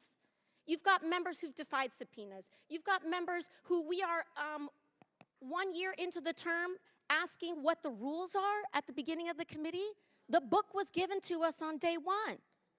And so what we should do is allow the man to testify. I believe in the power of the Oversight Committee. Frankly, I believe in it regardless of whether Republicans or Democrats have the chair, because I believe that this committee should have the power of oversight, and we cannot do that on a partisan basis. And so for that, I implore this committee to allow Hunter Biden to testify publicly. I implore and I ask for that to happen. And we cannot do that by getting engaged in this back and forth on a defiance of the subpoena. Let him comply. Let him do it today. Let him do it tomorrow. But let the man do it. And with that, I yield back to the ranking member. Thank you, Ms. Ocasio-Cortez. I think you went right to the heart of the issue here. If this ended up going to court, Mr. Chairman, and I hope it doesn't, I really hope that this committee will act in a way to negotiate and achieve a compromise with the witness. But if it goes to the court, it's going to present a novel question. What happens when a committee represented by its distinguished chairman goes out in public and repeatedly invites and challenges a witness to come before the committee, and then that witness gives the answer, yes, I will come in? At that point, the committee pulls a bait and switch and says, well, we actually don't want you to come before the full committee as was offered repeatedly in public by the chairman, but instead, we'd like you to come to a back room and do it there in a closed deposition. Now, undoubtedly, if that had been the original offer, the committee would stand in a very good place, the way we did with Mr. Biggs and Mr. Perry and Mr. Jordan, because they were told to come in, they were subpoenaed, and they blew off the subpoenas of the committee, which is why I don't think anybody should be voting on that side other than Ms. Mace, because Ms. Mace is the one who took the position that the rule of law means something. And I take the position, if we give somebody a subpoena, they should come in. But there's a very sticky problem now. What happens when we give them one offer A and then switch it over to offer B? That's why I hope you will work it out, Mr. Chairman. Thank you for yielding. Gentlelady's time's expired. To respond to the gentlelady, he can come in for a hearing after the deposition. Chair now recognizes Ms. McClain for 5 minutes. So I just want to bring everything back home. This hearing is a contempt of Congress hearing for Hunter Biden. It's not about January 6th. It's not about Mr. Perry. It's not about white privilege. It's a contempt of Congress hearing about Hunter Biden. Although I appreciate the diversion tactics, like my colleague from Florida said, let's get back to our business, which is actually the contempt of Congress. I also want to thank my colleague, Ms. Cortez. I agree. Let him comply, right? Let him comply. And with our ranking member, let's follow the rule of law. So in contrast, let me read the rules of the committee real quickly. It's on page 9 of the rule book, right? And it talks about notices. Notices for the taking of depositions, so specify the date, the time and the place of examination. Depositions may continue from day to day. Then you go to section D, consultation with the ranking minority member of the committee shall include, listen for it, 3 calendar days notice. So although I'm sure any defendant would like to come in and say, Judge, I want to come in on this day, and the defendant is going to tell the judge and the legal system how the trial is going to run, unfortunately, that's not how it works. It's really simple. So I do agree with you. Let him comply. Let him comply with the subpoena that we gave him. He chose not to. So therefore, we are holding Hunter Biden in contempt of Congress. And I would also like to say, you had the opportunity when you all were in charge, or y'all were in charge, to do the same with the members on our side of the aisle. You didn't do that. That's not our fault. That's yours. So we're here to talk about Hunter Biden. For everyone watching today, and for my colleagues on the other side of the aisle, I want to be clear again what this hearing is really about. Hunter Biden was subpoenaed to answer Congress, right? That's it. Questions. But he violated federal law by failing to appear before the committee. You can't spin that, for my colleague on the other side of the aisle. You can't spin that. The bottom line is, Hunter did not show up, and he committed a crime. You see, we are a land of laws, and we must follow those laws. And that's what we're here to do today. Instead, he was on the grounds of the U.S. Capitol where he made a public statement without taking questions from the media, conveniently. So instead of showing up for his legal obligation, he showed up just steps away from a hearing room to spit in the face of this Congress. And unfortunately, that is Hunter Biden's MO. We're merely doing our job. What we're doing here today is showing the country that Hunter will not receive special treatment due to his last name. It's very, very simple.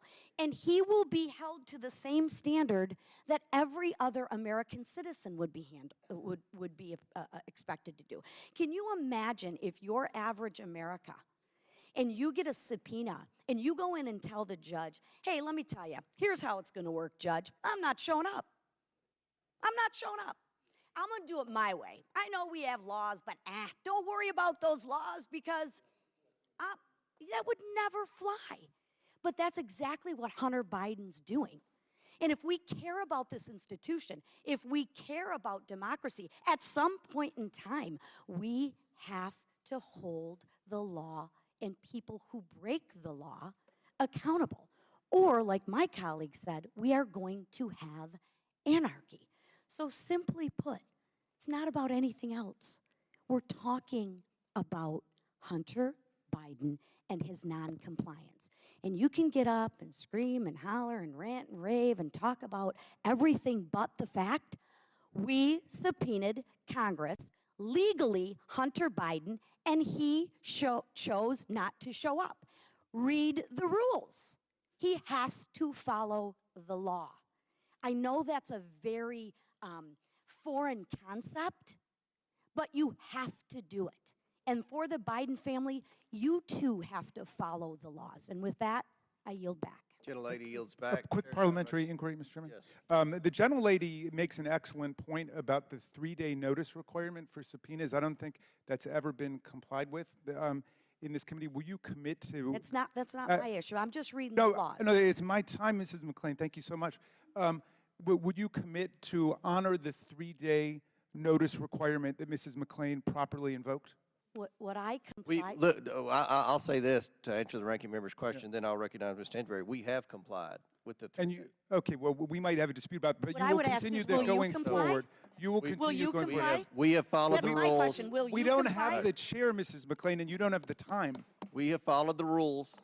This is It's Chair now recognizes Ms. Stansberry. Thank you, Mr. Chairman. Well, it's always a wild and interesting adventure here in the Oversight Committee, and this morning certainly doesn't disappoint.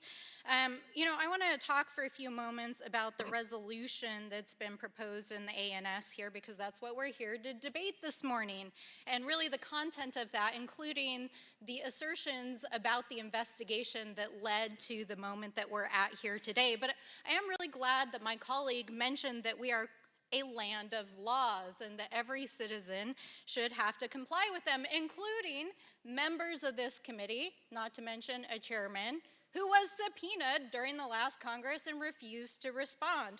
So if we're going to apply these laws, then they must apply equally, I would think, to even members of this committee, and certainly to the frontrunner in the GOP's presidential election, which I'll get to in a moment. But let's talk a little bit about this ANS and about the background and correct the record a little bit. First of all, I want to talk about the evidence that was presented to this committee as part of this investigation. More than 62,000 pages of records from the National Archives on top of 20,000 pages that were already made publicly available, 30,000 pages of private bank records, 2,000 pages of activity reports provided by the Treasury Department, dozens of hours of testimony from special counsel, U.S. attorneys, DOJ officials, FBI, IRS agents, financial advisors, friends, business partners, evidence provided by the Ways and Means Committee, and expert witness testimony by the GOP's own witnesses right here in this committee in September, who sat right there at that table and said there was not sufficient evidence to support proceeding with an impeachment. In fact, there are numerous members of the GOP currently serving in Congress who do not believe there is sufficient evidence. So my question is, where are the receipts? You have reviewed thousands of pages of documents, countless hours of testimony, talked to expert witnesses, including your own witnesses, that can't provide a single iota of evidence of wrongdoing by this president. But last week, House Democrats released this. We have the receipts. In fact, they're all right here in the Mazars report. And for any of you that have not dug in on this report, I want to talk a little bit about what this report shows, because it's actual receipts from foreign governments who spent $7.8 million at Trump properties during his presidency while they were actively seeking to influence foreign policy and decisions by the administration. Will the gentlelady yield to the question? Let's talk about some of the receipts that are in here.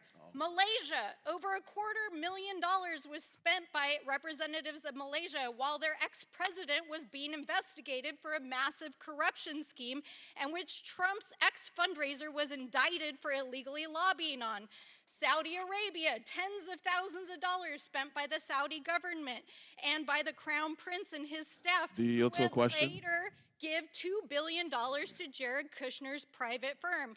Qatar, tens of thousands of dollars spent by Qatar during what was described as a charm offensive and an arms sale to the government of Qatar by the Trump administration.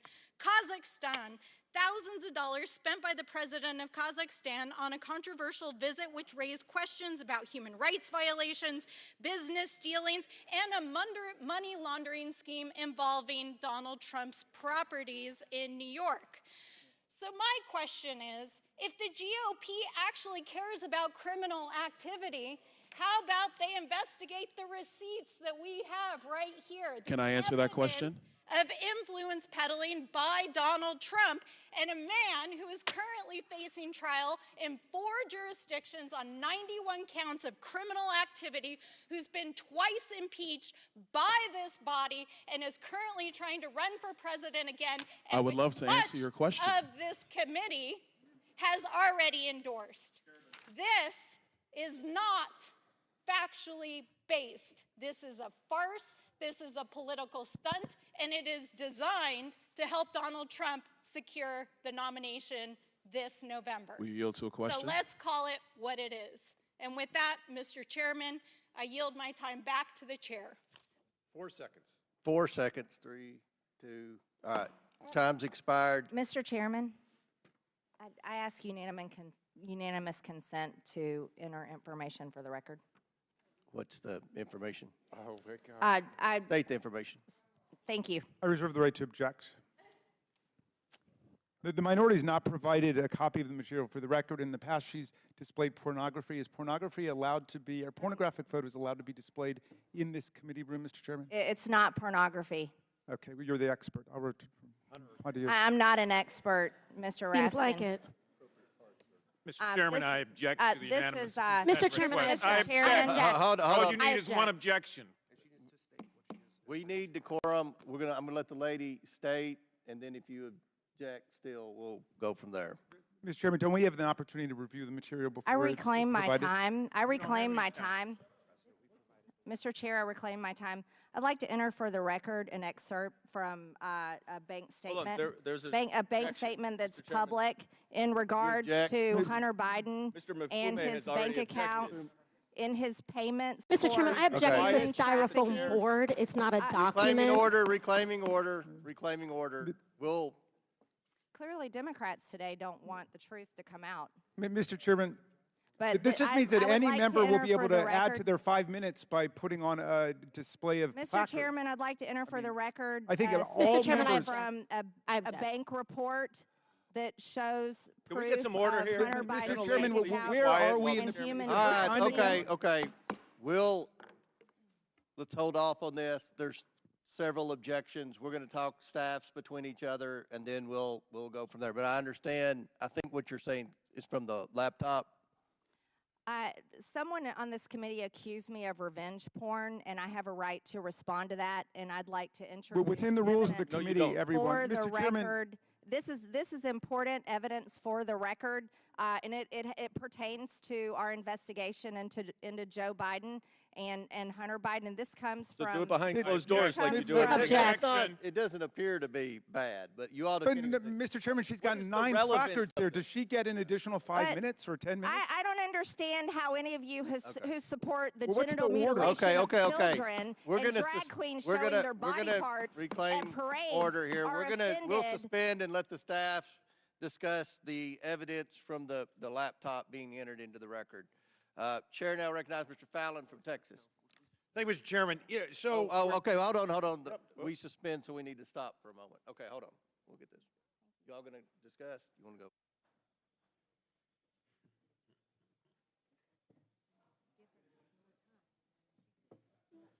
Yeah, you see, you just submit it and you put it in. You don't get a speech. right. You don't get a speech to UC. You get the request, you say what it is, and you put it in.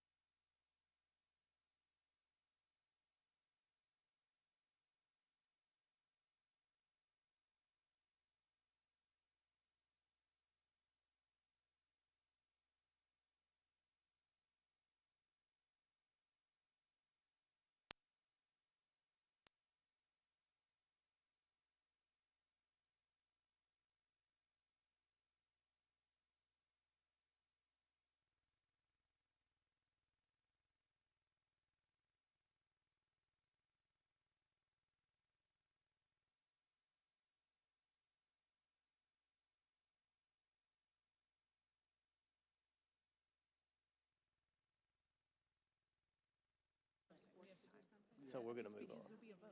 We're going to call on Fallon now. Okay. All right. Reconvene. Chair now recognizes Mr. Fallon from Texas for 5 minutes. Thank you, Mr. Chairman. You know, you have to acknowledge that there's a concentrated effort to deflect and distract, and this is not about January 6th, and unfortunately for the Democrats, it's not about Donald Trump. This is about Biden family corruption, plain and simple. And what really gets me is from just an individual and from an American to being an American is the fact that I disagree vehemently with most of our friends across the aisle when it comes to politics. I will submit that most folks that serve in Congress, whether they're Democrats or Republicans, are not corrupt. They're not on the make. They're not trying to enrich themselves. Hunter Biden is. The Biden family was. And so to sit here and defend a fella that doesn't merit that kind of defense is just interesting, and quite frankly, I find it sad as well. And I think he's a coward to come in here with this stunt, again, because, you know, you can define someone that's all about themselves by the way in which they act, and he clearly does that. That's what we're here to discuss. So let's talk about the process, because we've been told that, hey, he was here, he's ready to testify, just let him testify. For the American people, to make it very clear and digestible, when you are deposed in Congress, the majority gets an hour and the minority gets an hour, and it can go on indefinitely. So what usually happens is you can get 100 hours of questions in. You can go drill down. You can get into the efficacy of the procedure because you can go in depth, and you can hold whoever is the witness to account. If we have just public testimony, what happens here is we all get 5 minutes. Times roughly about 60 equals 300. Doing the math without a calculator, that's 5 hours. So instead of hundreds of hours, you only get 5.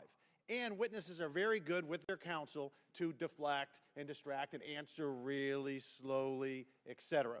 That's why this is about procedure. 100 hours, 200 hours, and then we can come in to public testimony and ask questions about what we have read and make that public. So what I would have loved to, he was here, he left, unfortunately, because I would have loved to at least ask questions while he's in the room for the first time. I've never laid naked eyes on the man until just now.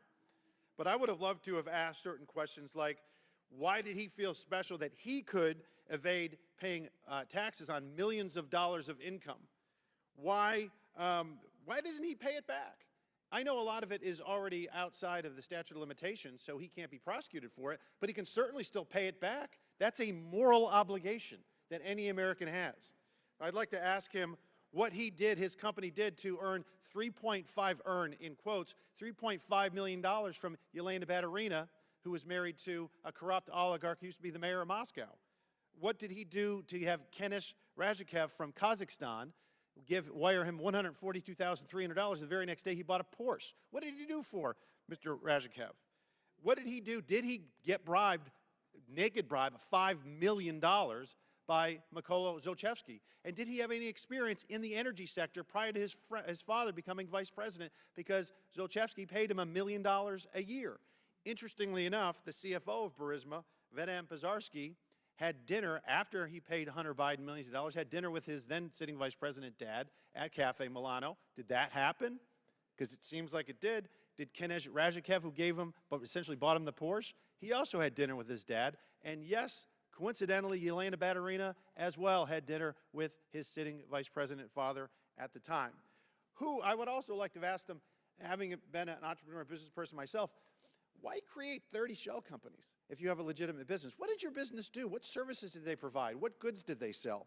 Who pockets seed money? I have never met anybody in business that pocketed seed money. It's the lifeblood of your venture. Why did you take millions from foreign entities?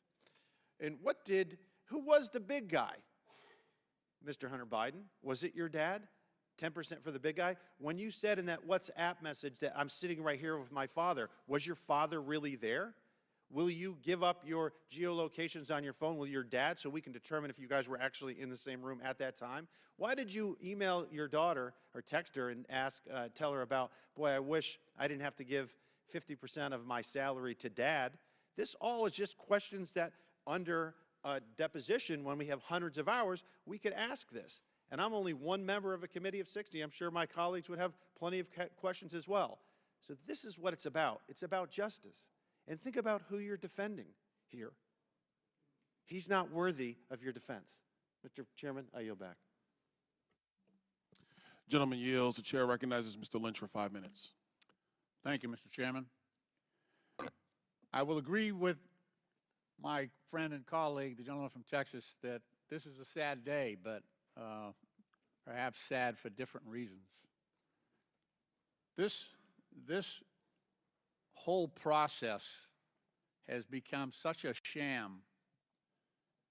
The underlying purpose at the beginning of these hearings was that, as was the title of one of the first hearings we had, a hearing on the basis for an impeachment inquiry against President Joseph R. Biden.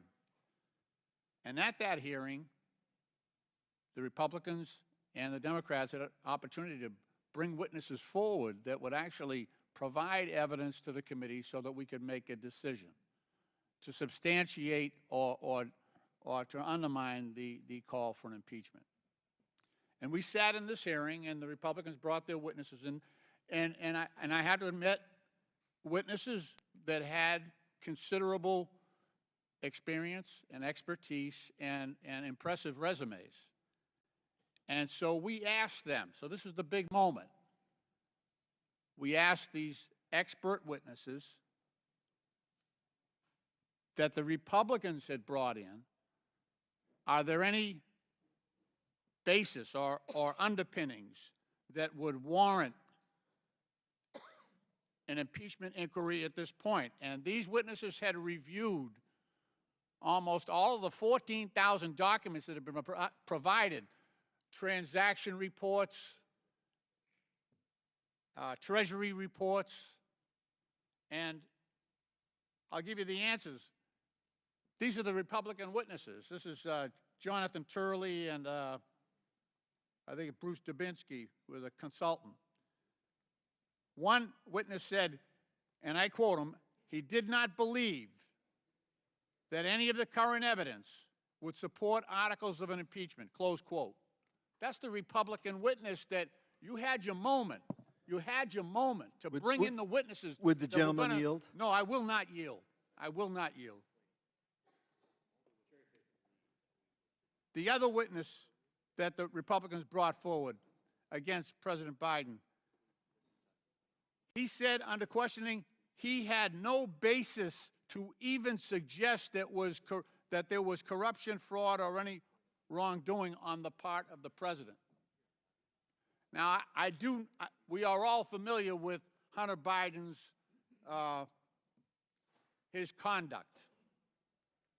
There have been explanations of his drug addiction that have been widely publicized, something that maybe a few families of members of this committee might be familiar with, when people go sideways because they're addicted to drugs. But the very moment to pursue the underlying purpose of these hearings has been completely diverted.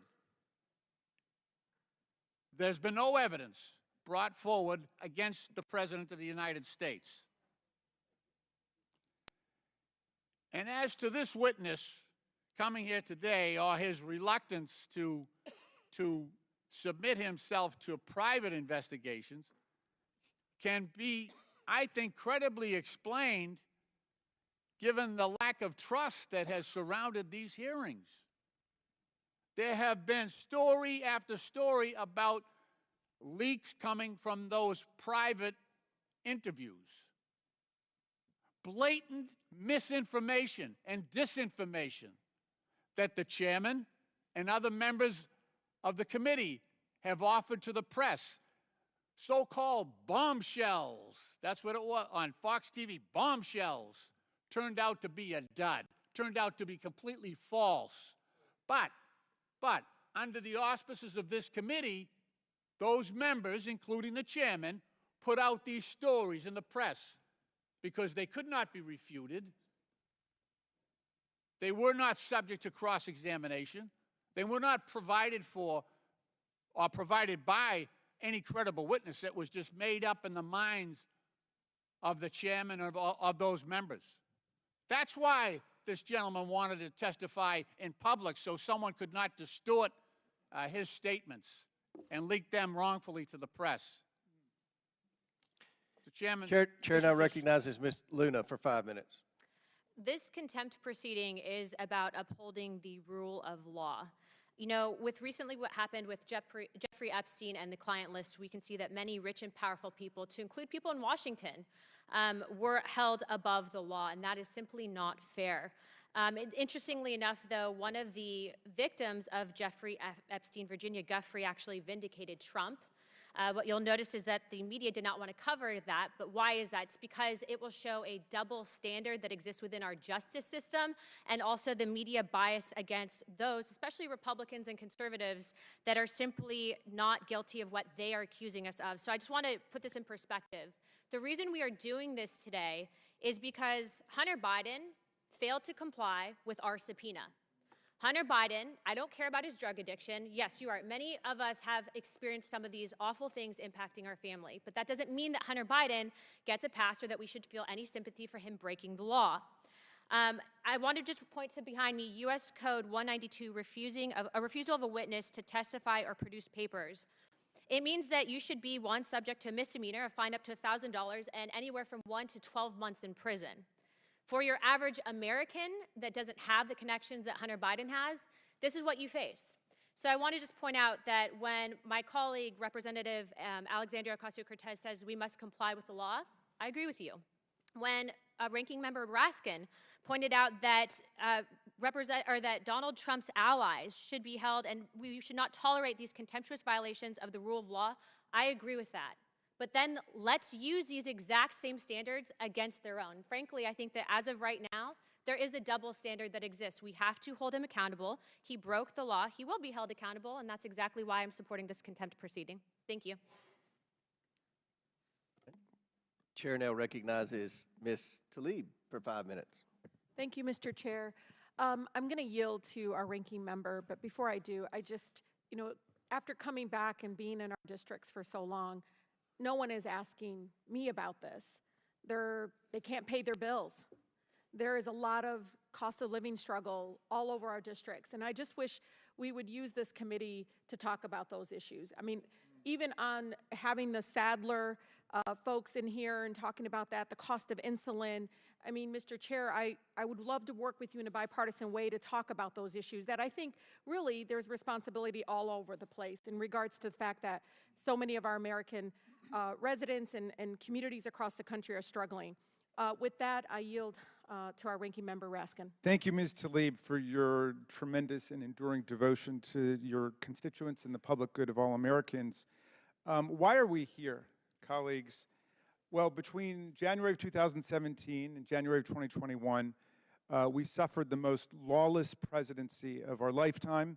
It began by Donald Trump saying that he would keep his more than 500 businesses going. That's right, and he wouldn't divest himself of any of those businesses, and he would not adopt a rule in honor of the Emoluments Clause, consistent with the Emoluments Clause, declining to take money from Saudi Arabia, China, United Arab Emirates, and so on. And then he proceeded, as we've learned, to collect at least $7.8 million from foreign governments, and that's actually a tiny fraction of what he got, because that was only for the first 2 years before the chairman, in his wisdom, decided to tell Mazars to stop complying with the judicial court order. And so that was all we got, was 2 years for 4 businesses out of more than 500. And that was just for 20 countries out of 195 countries on earth. But the lawlessness lasted up until yesterday, when Donald Trump's lawyer got up before the D.C. Circuit Court of Appeals and asserted that President Trump, or any other president for that matter, has a right to order assassinations of his political opponents and not be prosecuted for it unless he's impeached and convicted first, which is completely at odds with the text of the Constitution, the history of the Constitution. But he asserted a right to assassinate other citizens unless first he's impeached or convicted, which means all you got to do is kill your political opponents and then kill enough of your political opponents in the House and Senate to keep yourself from being impeached or convicted. My friends, please don't look at your phones and papers right now. This goes to the heart of the republic. Take a position on it. Even if you're going to support it, take a position on it. Don't stick your heads in the sand. Donald Trump is doing this to our country. He's asserting the right of the president to murder people and not be prosecuted for it. Well, so why are we here? Well, Donald Trump insisted to numerous Republicans and in public and on Twitter and on Truth Social that Joe Biden be impeached. Why? Well, because Donald Trump was impeached twice, the last time for inciting a violent insurrection against his own vice president, against the Congress of the United States to overthrow an election. And if you don't believe that, you've got to tell me that if Mike Pence had buckled under to weeks and months of pressure, that Donald Trump would have said, oh no, I was just kidding. I'm not actually going to seize the presidency. Come on, if you believe that, you're too innocent to be let out of the house by yourself.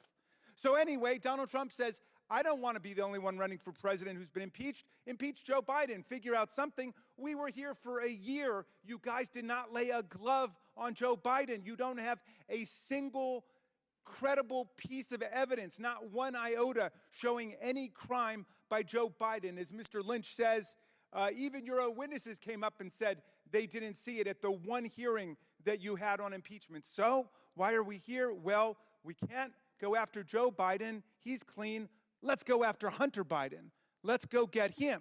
And that's why I'm so suspicious of where we are today, Mr. Chairman, because I heard you numerous times say, come before the committee, come and testify before the world, come and tell everybody what happened. And he took you up on it, and he said yes. And I said, finally, we'll get to hear from Hunter Biden. We'll get to hear answers to all those questions Mr. Fallon posed. But then you wouldn't take yes for an answer. You said, no, we want to go to a back room and do it there, and then we will leak out appropriate details, which of course we have seen has allowed for radical distortions of people's testimony before this committee. You have not released the vast majority of transcribed interviews that have been in the back room so we can leak out specific details. So that's not right. That's why we have questions about it. But I'm with Ms. Mace. Let's bring them all in. Let's bring in all the Republicans who still haven't testified about what they know about what happened on January 6th, and let's bring Hunter Biden in. Let's do that all together. I'd be for that. And thank you for yielding,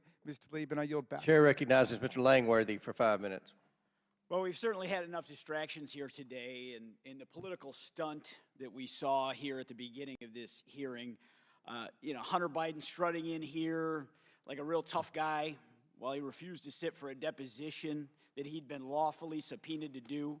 It must be embarrassing to have to defend all of this, and we certainly have Trump derangement syndrome on display in a big way in this chamber today. Over the last year, the Oversight Committee has uncovered a plethora of evidence that is directly pointing at the corruption from Joe Biden and his family. This level of corruption is what you'd expect to see in a third world country, not the United States of America.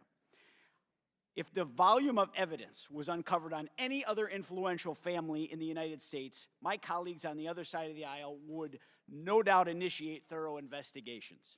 Now, just imagine if Hunter was a Republican. The president's son does not deserve special treatment, period.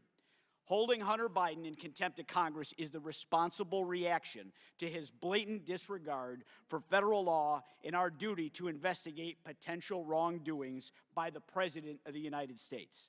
This committee has analyzed thousands of pages of bank records, leading to the discovery of $24 million of wire transfers and payments from foreign companies and foreign nationals directly to this Biden family.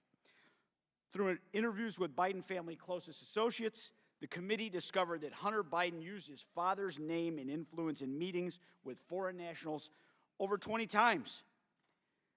Witness testimonies proved that Hunter Biden dined with foreign individuals from countries such as Russia, Ukraine, and Kazakhstan alongside his father, who is the sitting vice president of the United States. And the list of evidence goes on and on. The president himself has been exposed for lying. Both the White House and Hunter have used every tool at their disposal to obstruct this investigation and to block the gathering of evidence. This blatant corruption must be held to account. It's one of the major duties of this very committee.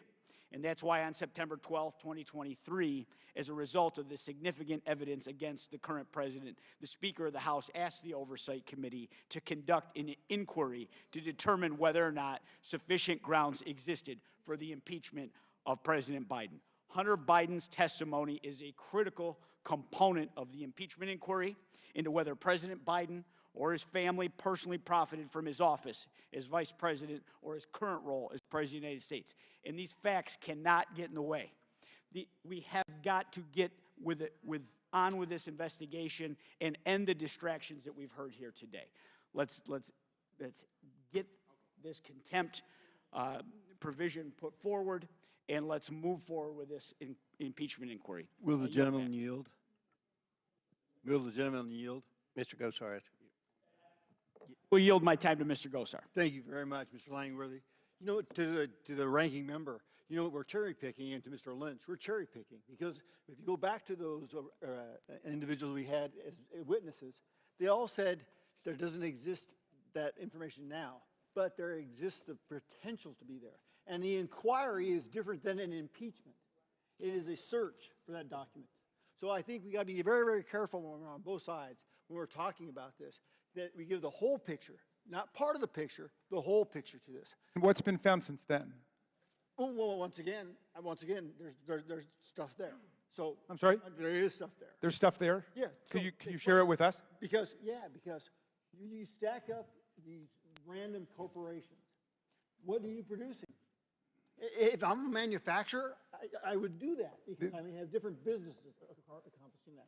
They have nothing to sell. Some paintings, it was access to the president. So now whether that reaches high crimes and misdemeanors, I don't know. I'm not an attorney. But last but not least, I want to make sure that we also get to this, is that you did the process and you stated it. The language has been repeated over and over again. You do this massive hunt with attorneys, not people like dentists or others. You do it with attorneys to gather that information. And then they selectively compile it. You guys get questions, we get questions, and we cover the ground more efficiently. That's why this process works. I agree with you. You do the behind the doors, then you come out here for the public. I think there's no difference there. I yield back. Good. Chair now recognizes Mr. Kassar for 5 minutes. Thank you, Mr. Chairman. My distinguished colleague, the gentlelady from Florida, held up a poster board saying we should hold Hunter Biden in contempt because of a provision saying refusal of a witness to testify. But that doesn't apply in that we have a witness that was here and is willing to testify. Now, I'll give everybody credit here. There seems to be disagreement about whether to do the closed-door deposition, but there is an area of agreement. And the area of agreement is to have a public hearing. And so what I'm interested in, I'll yield a minute of time over to you, Chairman, or somebody from the other side. We've been here for hours, and I have still yet to figure out why we don't have Mr. Hunter Biden here to answer our questions for whatever period of time we want in front of the Oversight Committee. So I want to understand. I want to give Mr. Fallon due credit from the great state of Texas for saying, well, he wants to make sure we have enough time. Mr. Chairman, I'm sure we could agree to whatever amount of time was necessary, but I'm having a lot of trouble understanding why the Republican majority won't take yes for an answer and ask questions of Hunter Biden here publicly. That I think we would really learn, because all I've been hearing on TV news is over and over again that we need to ask Hunter Biden questions. He's saying we can. Why refuse to have this public hearing that it sounds like? Are you yielding me? Yeah, I'm happy to yield you 30 seconds. So we've obtained thousands of pages of bank documents.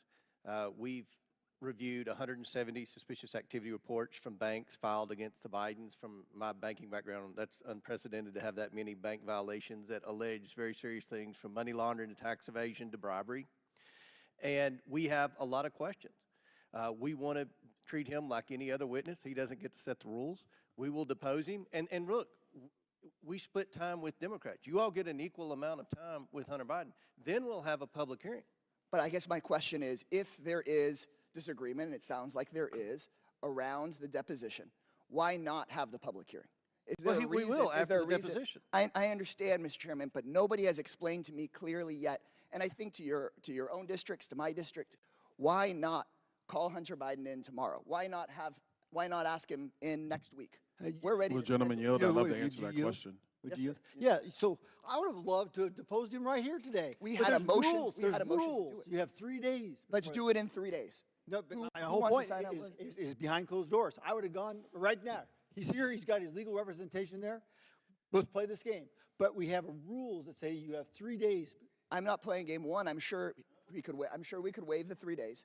Second, we could have it here in 3 days if there's agreement about if what we're hearing from the Republican side over and over and over again is they've got questions for Hunter Biden. The quotes from this hearing. Hunter Biden's testimony is critical. I want to delve into questions I have for Mr. Biden. Why not ask for those? Why not ask for that tomorrow? The deposition tomorrow? No, we would have him here in public tomorrow in front of everyone. After the I understand you're saying after the deposition, but my question for you is just very clearly, why not have the public hearing tomorrow? Will the gentleman yield to that question? Yes, sir. Mr. Chairman, if and you Mr. may. Donalds, I want to compliment you because I remember our first Oversight Committee hearing, you said it would be good to have these real conversations, so I genuinely I want am all for this, Mr. Kassar. I actually enjoy this part if we ever get to it. Look, the reality is, and you have attorneys on your side of the aisle, there is never any proceeding that takes place without a deposition of the witness. The reason why is because if something comes up in the round of questioning, either A, members of this committee may not be prepared because they don't have all the information from the witness, because the witness was never given an opportunity with his attorneys present to actually give out that level of information. So you need the deposition process before you bring a witness into open hearing. This happens all the time. This is actually the protocol of the House. And Mr. Kassar, what your side of the aisle is requesting, with all due respect, is a deviation from the historical precedent of the House of Representatives. I'll yield back to the ranking member. Well, but thank you for moving the ball forward with that explanation. That has been the practice sometimes, not all times.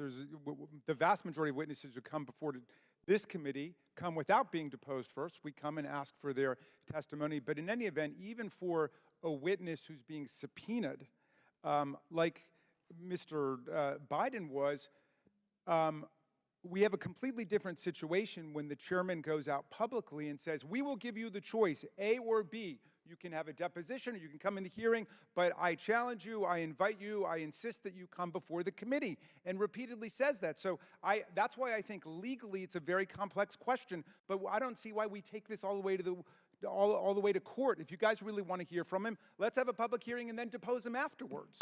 But he's saying he doesn't want to be misrepresented. Thank you for yielding. Time's expired. Chair recognizes Mr. Burleson from Missouri. Thank you, Mr. Chairman. What should be obvious to the American people, what I think we need to just say to the American people is to point out that this kind of food fight, this circus that we've experienced is the reason why we want to have a deposition. In a deposition, you don't get people distracting the American public with all these other topics, and during a deposition, they don't get to lie to the American people for 5 minutes at a time. They don't get to distract, they don't get to lie, and they don't get to divert from the facts of what's happening. But what I see happening is what's being telegraphed here is that they're building a case, a political case really, because that's what this is. It's all politics that they're entering into for why the Department of Justice, or giving Merrick Garland an excuse, which we all knew that he would not prosecute, probably not prosecute these contempt charges, because it would be hypocritical if he did so. He would, because he prosecuted Steve Bannon, even though Bannon was actually working for the president, and was able to raise the speech and debate clause that was mentioned in the Constitution. Merrick Garland still prosecuted him for that. Here's what's really frustrating to the American people, and they see right through this. We're now going through a second process over really the same crimes that were committed when Joe Biden was vice president. And those crimes include the creation of dozens and dozens of limited liability companies, dozens of bank accounts. When people say, where are the facts? Well, I want to ask, what facts are you looking for? Because to me, bank records are facts. Suspicious activity reports are facts. Copies of checks are facts. When you juxtapose that with the WhatsApp message and what's on the Hunter Biden laptop and the deposition from witnesses like Mr. Archer, when you add to it further depositions, as we're going to hear about soon, the art dealer, when you layer all that together, that's a compelling story. There's a lot of facts. And you know what? I would hate to be on the other side of the aisle and try to defend this situation. And so I think that the only outcome would be to distract, to try to make this a political process. But it still stands as a fact that when the Democrats were in charge, they brought in the president's son. They brought him in multiple times, and they brought him into depositions, and he agreed. And this should be should be the takeaway message to the American people.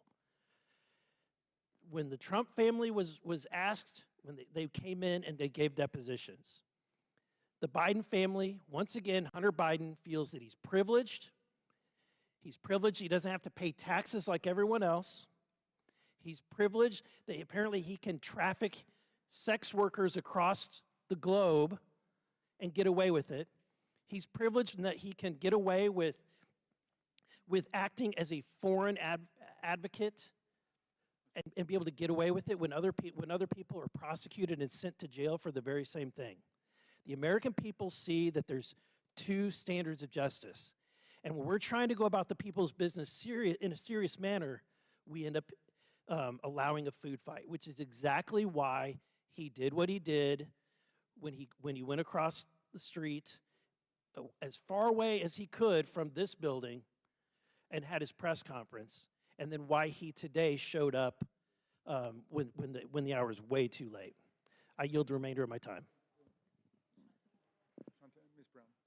Ms. Brown. Chair recognizes Ms. Brown. Thank you, Mr. Chairman. I am not a lawyer, and nor do I try to pretend to play one on TV. But it is plain for all of us to see we are here on behalf of one man, the self-proclaimed dictator on day one, the twice impeached, 4 times indicted, insurrection initiator and supporter, election denier, convicted fraudster, and maniacal manipulator from Mar-a-Lago, the one who lost and lost badly. We are here because my colleagues on the other side of the aisle have no positive agenda to run on. They have not accomplished one thing in their year in the majority to improve the lives of the people around this country. We are not here to hold the president in contempt of Congress. We are not even here to hold a member of President Biden's administration in contempt of Congress. For some reason, the majority has gathered us here to hold the president's son, his son, who I will remind all of us is not and has not ever been a government official, in contempt of Congress, despite his willingness to come testify publicly before this committee. So getting to the truth was never their actual goal.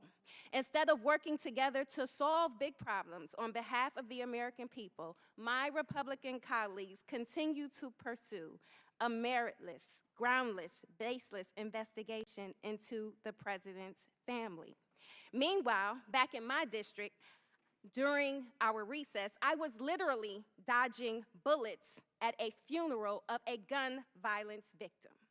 And I never felt so powerless and vulnerable because I know that when I got back here, my colleagues on the other side of the aisle refused to do anything about it.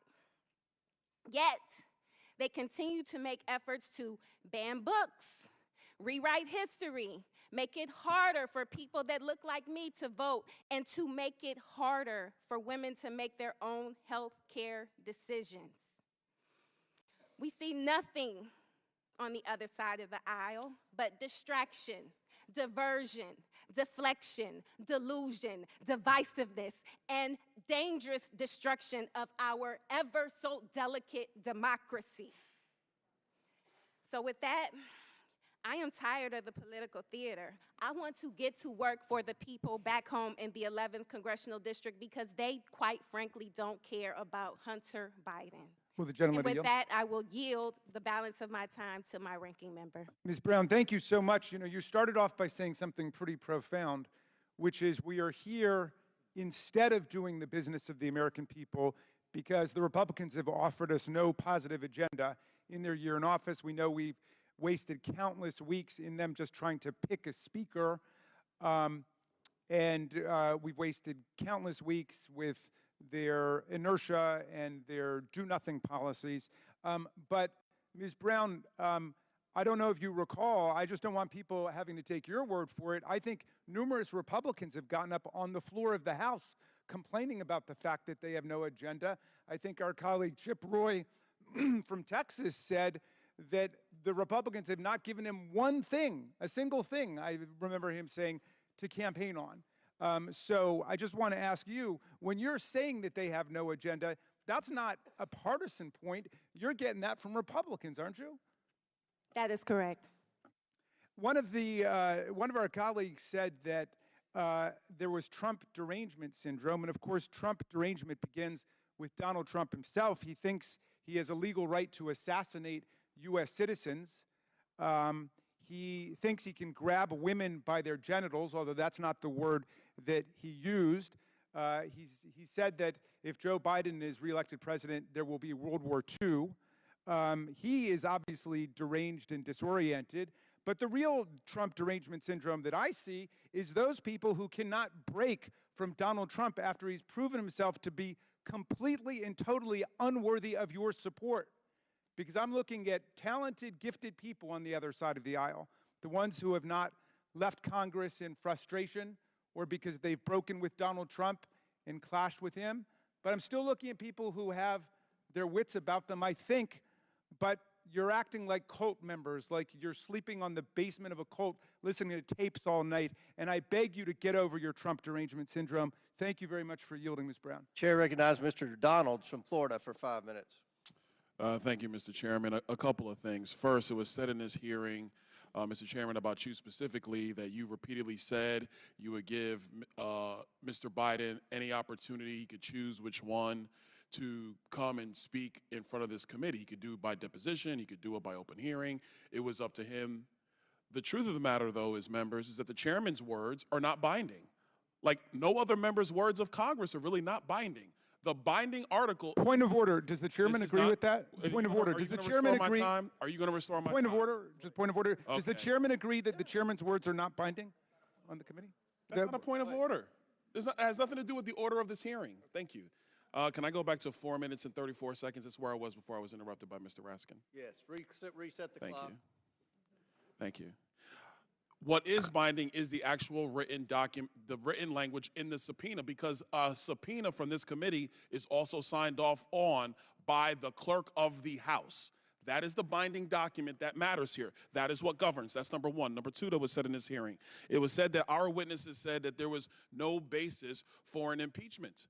But remember, members on the Democrat side of the aisle, what was said by Mr. Turley at the time was that there was plenty of evidence for the continuation of an impeachment inquiry. And the purpose of that hearing was the relevance basis for an impeachment inquiry. The House has now voted for an impeachment inquiry. And one of the first things that the House did after the vote of an impeachment inquiry was to subpoena Hunter Biden to appear. Hunter Biden has evaded that subpoena. So flagrantly did he evade it that he decided to show up at the Senate side to give a press conference, and Eric Swalwell, a member of the House, helped him get that time on the Senate side to give a press conference. That's a flagrant violation of a congressional subpoena. Secondarily, he has the gall to show up here when we're actually discussing contempt.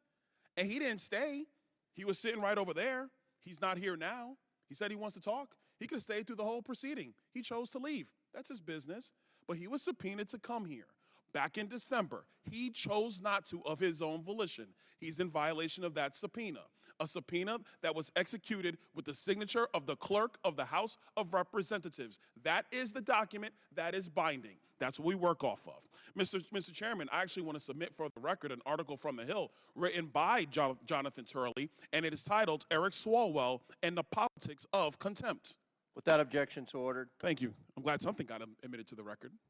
Last, a couple other points. One quick point I want to make, and this is in reference to the minority's report about this $7.8 million. I want the minority to understand one very important distinction between President Biden and President Trump.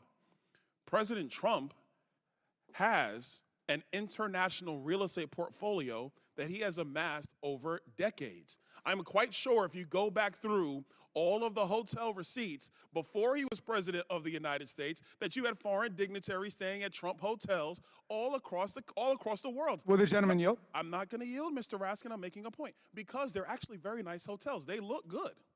People like staying there. President Trump was not running the Trump Organization when he was president of the United States. To my recollection, Eric Trump, the president's son, was actually running the Trump Organization when President Trump was president of the United States. So if he had a portfolio of hotels and people choose, through Expedia, through Kayak, through Hotels.com, if they choose to go and stay there, how is that the president being in violation of what the emoluments clause? That's what you're citing? Stop. Ladies and gentlemen, America, this is ridiculous. The Biden family has no business. They've never had a business except for politics. And the one thing that the Oversight Committee, in conjunction with the Ways and Means Committee and in conjunction with the Judiciary Committee, has always been able to demonstrate is that they shook down foreign nations for millions, 26 million at the latest count, and growing, millions. And there was never any business entity involved except public corruption and a pay-for-play scheme. The House Oversight Committee would like to get to the bottom of this under the impeachment inquiry of the House. We have questions for Hunter Biden. We issued a subpoena for him to answer said questions. He ignored a congressional subpoena as a private citizen.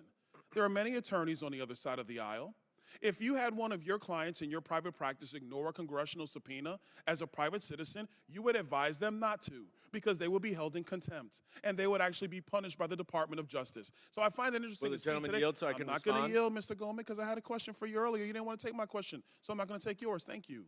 So, in closing, I will say, private citizens, yes, they have a responsibility to answer congressional subpoenas. They do.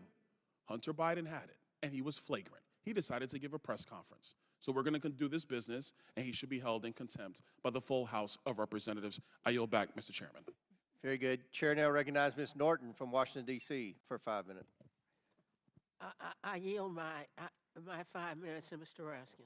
I'd like to thank the distinguished delegate from the District of Columbia, and I need to correct the record because of several false statements made about the Foreign Emoluments Clause, Article 1, Section 9, Clause 8, although I do appreciate the gentleman from Florida's attempt to at least engage on the matter of substance that was raised so powerfully by Ms. Crockett. Now let's start with this.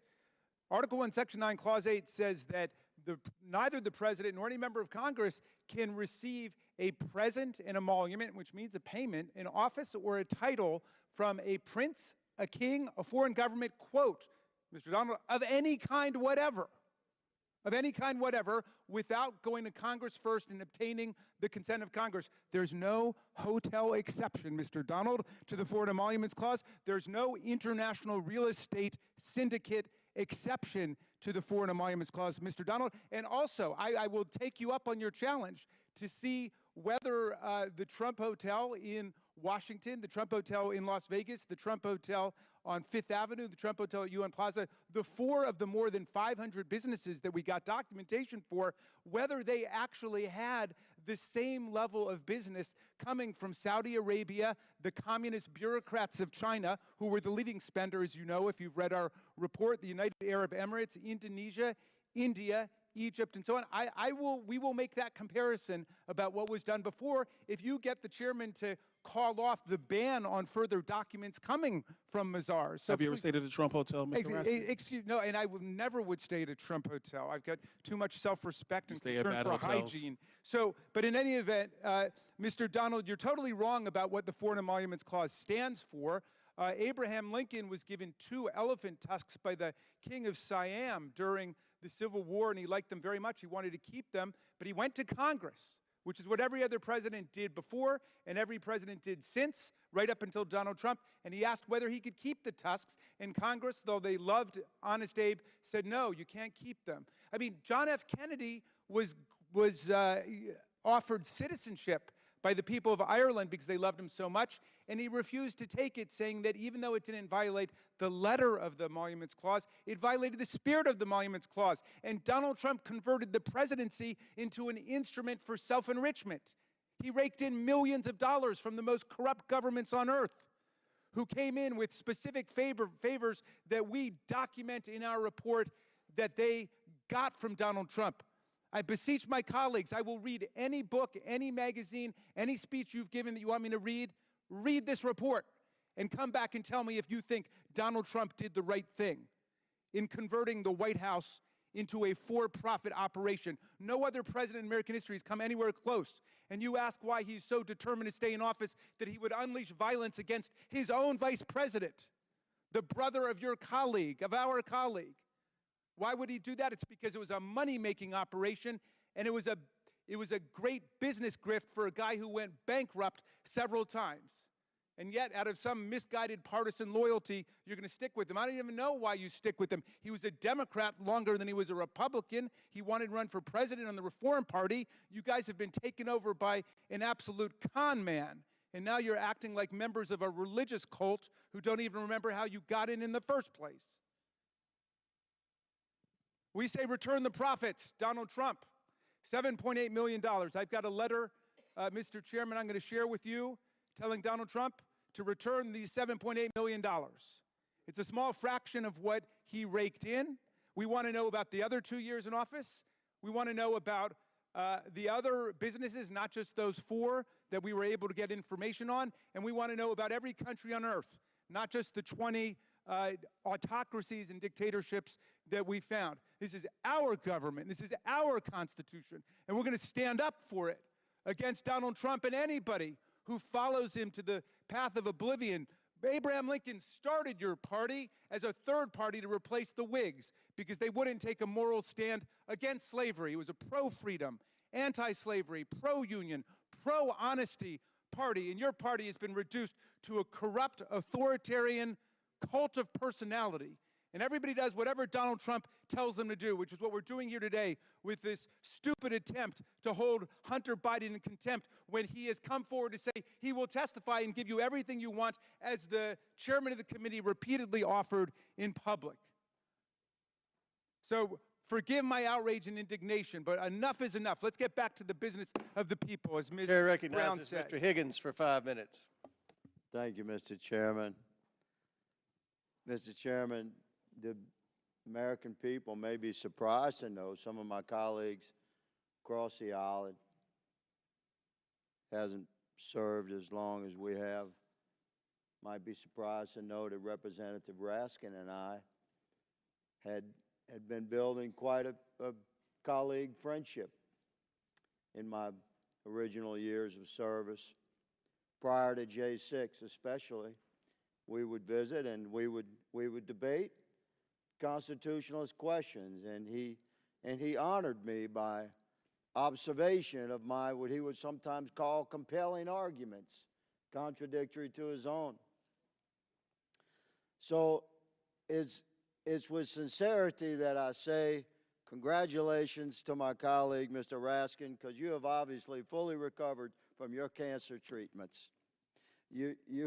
Thank you, my dear friend, and I do love you. You're quite animated, and I believe there's a direct correlation between your testimony against former President Trump and his poll numbers, because I'm watching a live feed. The more you talk about him, the more his numbers go up. So I may yield you more time. But I would, honestly, I'd like to ask you if I could regarding the deposition, just from a calm, if we could take a step back from the emotion here and the political conflict and this sort of prepared for battle debate we're in here. Just regarding depositions, we've all been through depositions in one way or another. They're very cold and calculated, and you have your attorney there, and then the bad guys, who's always those the other guys, they have their attorneys, and you're either being sued or you're part of a suit. You're either the defendant or the plaintiff, and you're in a room for hours until all the questions have been asked. So, sincerely, why, if you were Hunter's attorney or advisor, why would you advise him not to participate in a deposition wherein his own attorney is there, it's private and everything is transcribed, his words cannot be twisted by the fake news? Just tell us, Mr. Raskin, and I yield for your answer. Thank you kindly. And I should tell you that your feelings are not unrequited. I still have very fond and warm feelings for you. I'm sorry that January 6th came between us, and I look forward to a day in our republic when we will be really good friends again. But in a direct answer to your question, if I were his lawyer and I were his advisor, I would never advise him not to come and testify before the committee, except for one thing. And this is why, and I started out this way. But specifically, I'm asking about depositions. Yes, about deposition. Because we want the deposition first, I would clarify, no, and but then the public testimony. Just to answer your question, I would recommend it, except that they were publicly given the offer numerous times to come before the whole committee, and they state a fear on their part, which is not unreasonable, that their words will be distorted and the transcript of the interview will never be released, because the vast majority of the transcribed interviews have not been released. And I would use this as an opportunity to call on the chairman. Let me just say that I think that's solid counsel. But that brings us to our next point, my next point, which is that as a free American, which, I mean, to a certain extent, we still have some individual rights and freedoms, including to not comply with a subpoena. But so as a free American, Hunter Biden has a right to not comply with the congressional subpoena, but we have the right to take the next step as a Congress. If we believe the subpoena was righteous and his noncompliance with that subpoena was unrighteous, if we believe that our subpoena was lawful and we have presented probable cause and lawful argument to support that subpoena, then we have not only the right, but we have the obligation to consider that he was in contempt of Congress when he took that stand of noncompliance, which is where we are right now. Doesn't have to be emotional. The man had the right to not show up.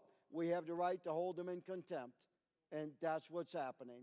So, by all means, as my colleagues have stated, let us move forward with the people's business. The people's business today in this committee is to move forward with the vote to hold Hunter Biden in contempt. Mr. Chairman, I yield. Gentleman yields back. Does any other member wish to be heard before we begin the amendment process? Seeing none, I understand there's an amendment at the desk. Oh, Mr. Cloud. I'm sorry, I didn't recognize. Mr. Cloud from Texas for 5 minutes. Well, in the true DC meeting maxim of everything's been said, but not everyone's said it, since I haven't said anything yet, I'll go ahead and mention it. But we've heard words about irrefutable evidence being presented, and, you know, I just have to say I don't think that word means what you think it means. And there's a stark contrast, as been pointed out, between how the Democrats have investigated and how we investigated. They are opposed to a closed-door deposition, which they've held a number of times. As a matter of fact, during the impeachment hearings, I sat in the skiff along with others while they withheld the transcripts that they are worried about. And so oftentimes it seems like their motivations they're portraying their motivations on us, and that's just not the case. I remember sitting, for example, in one of the hearings, and one of the witnesses who worked at the White House was asked, did the president talk to you before coming here? And said, well, we passed in the hallway and had a conversation. What did he say? Just tell the truth. Ironically, that part didn't leak from the committee hearing, but a number of lies did. And let's also look at how these two investigations got started. One was based on evidence that was false evidence that was paid for by a political opponent of Trump as a candidate, and created a whole Russian collusion narrative that we spent millions of government tax dollars on, perpetrating this big lie that our colleagues on the other side helped promote. This one began with a laptop that Hunter Biden produced himself, and then was backed up with bank documents, and then evidence of shell companies all over the place. And then there's talk about the business, the fact that Trump's business has made money from people who stay at the hotels. Is that not shocking? I think every American expected that people in other countries where some of his hotels are might have stayed at those hotels. That is not a shocking thing. But the big difference, of course, is that President Trump and his son is not manning the reservation desk. And they're not the ones answering the call and handing it over and saying, the big guy sitting with me, would you like a room at the hotel? That is not happening. But yet for these shell companies that Hunter Biden has set up and the Biden family, that's exactly what we've seen has been happening. And I would say that money that comes into the Trump organization doesn't go directly. Now, I'm sure there's some return on the investment that the Trump family has made, but it also employs several employees that get money from what comes in.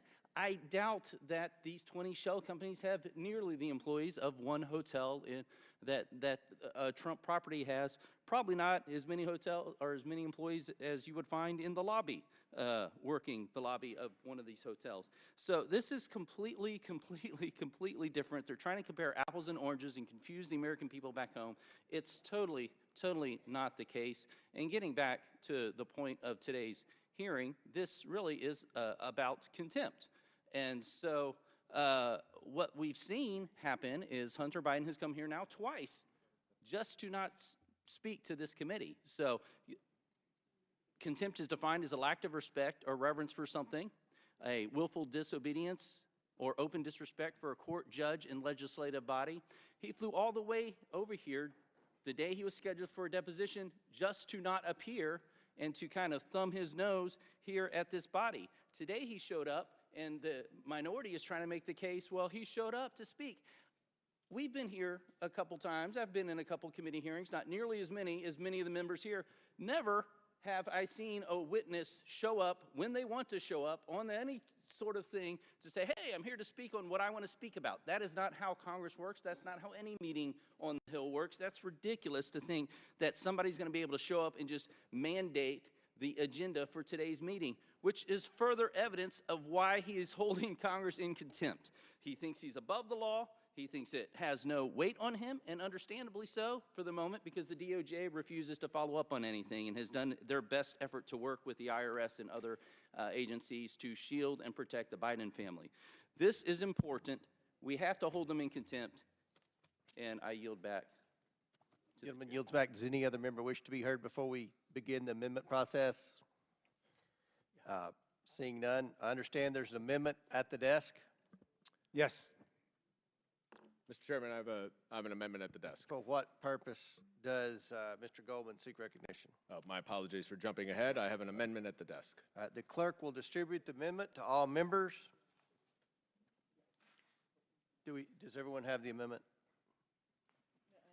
No. All right, we're going to let the clerk distribute the amendment. I believe it was changed in the last little bit.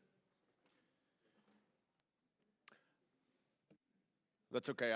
I would ask that the clerk read the amendment.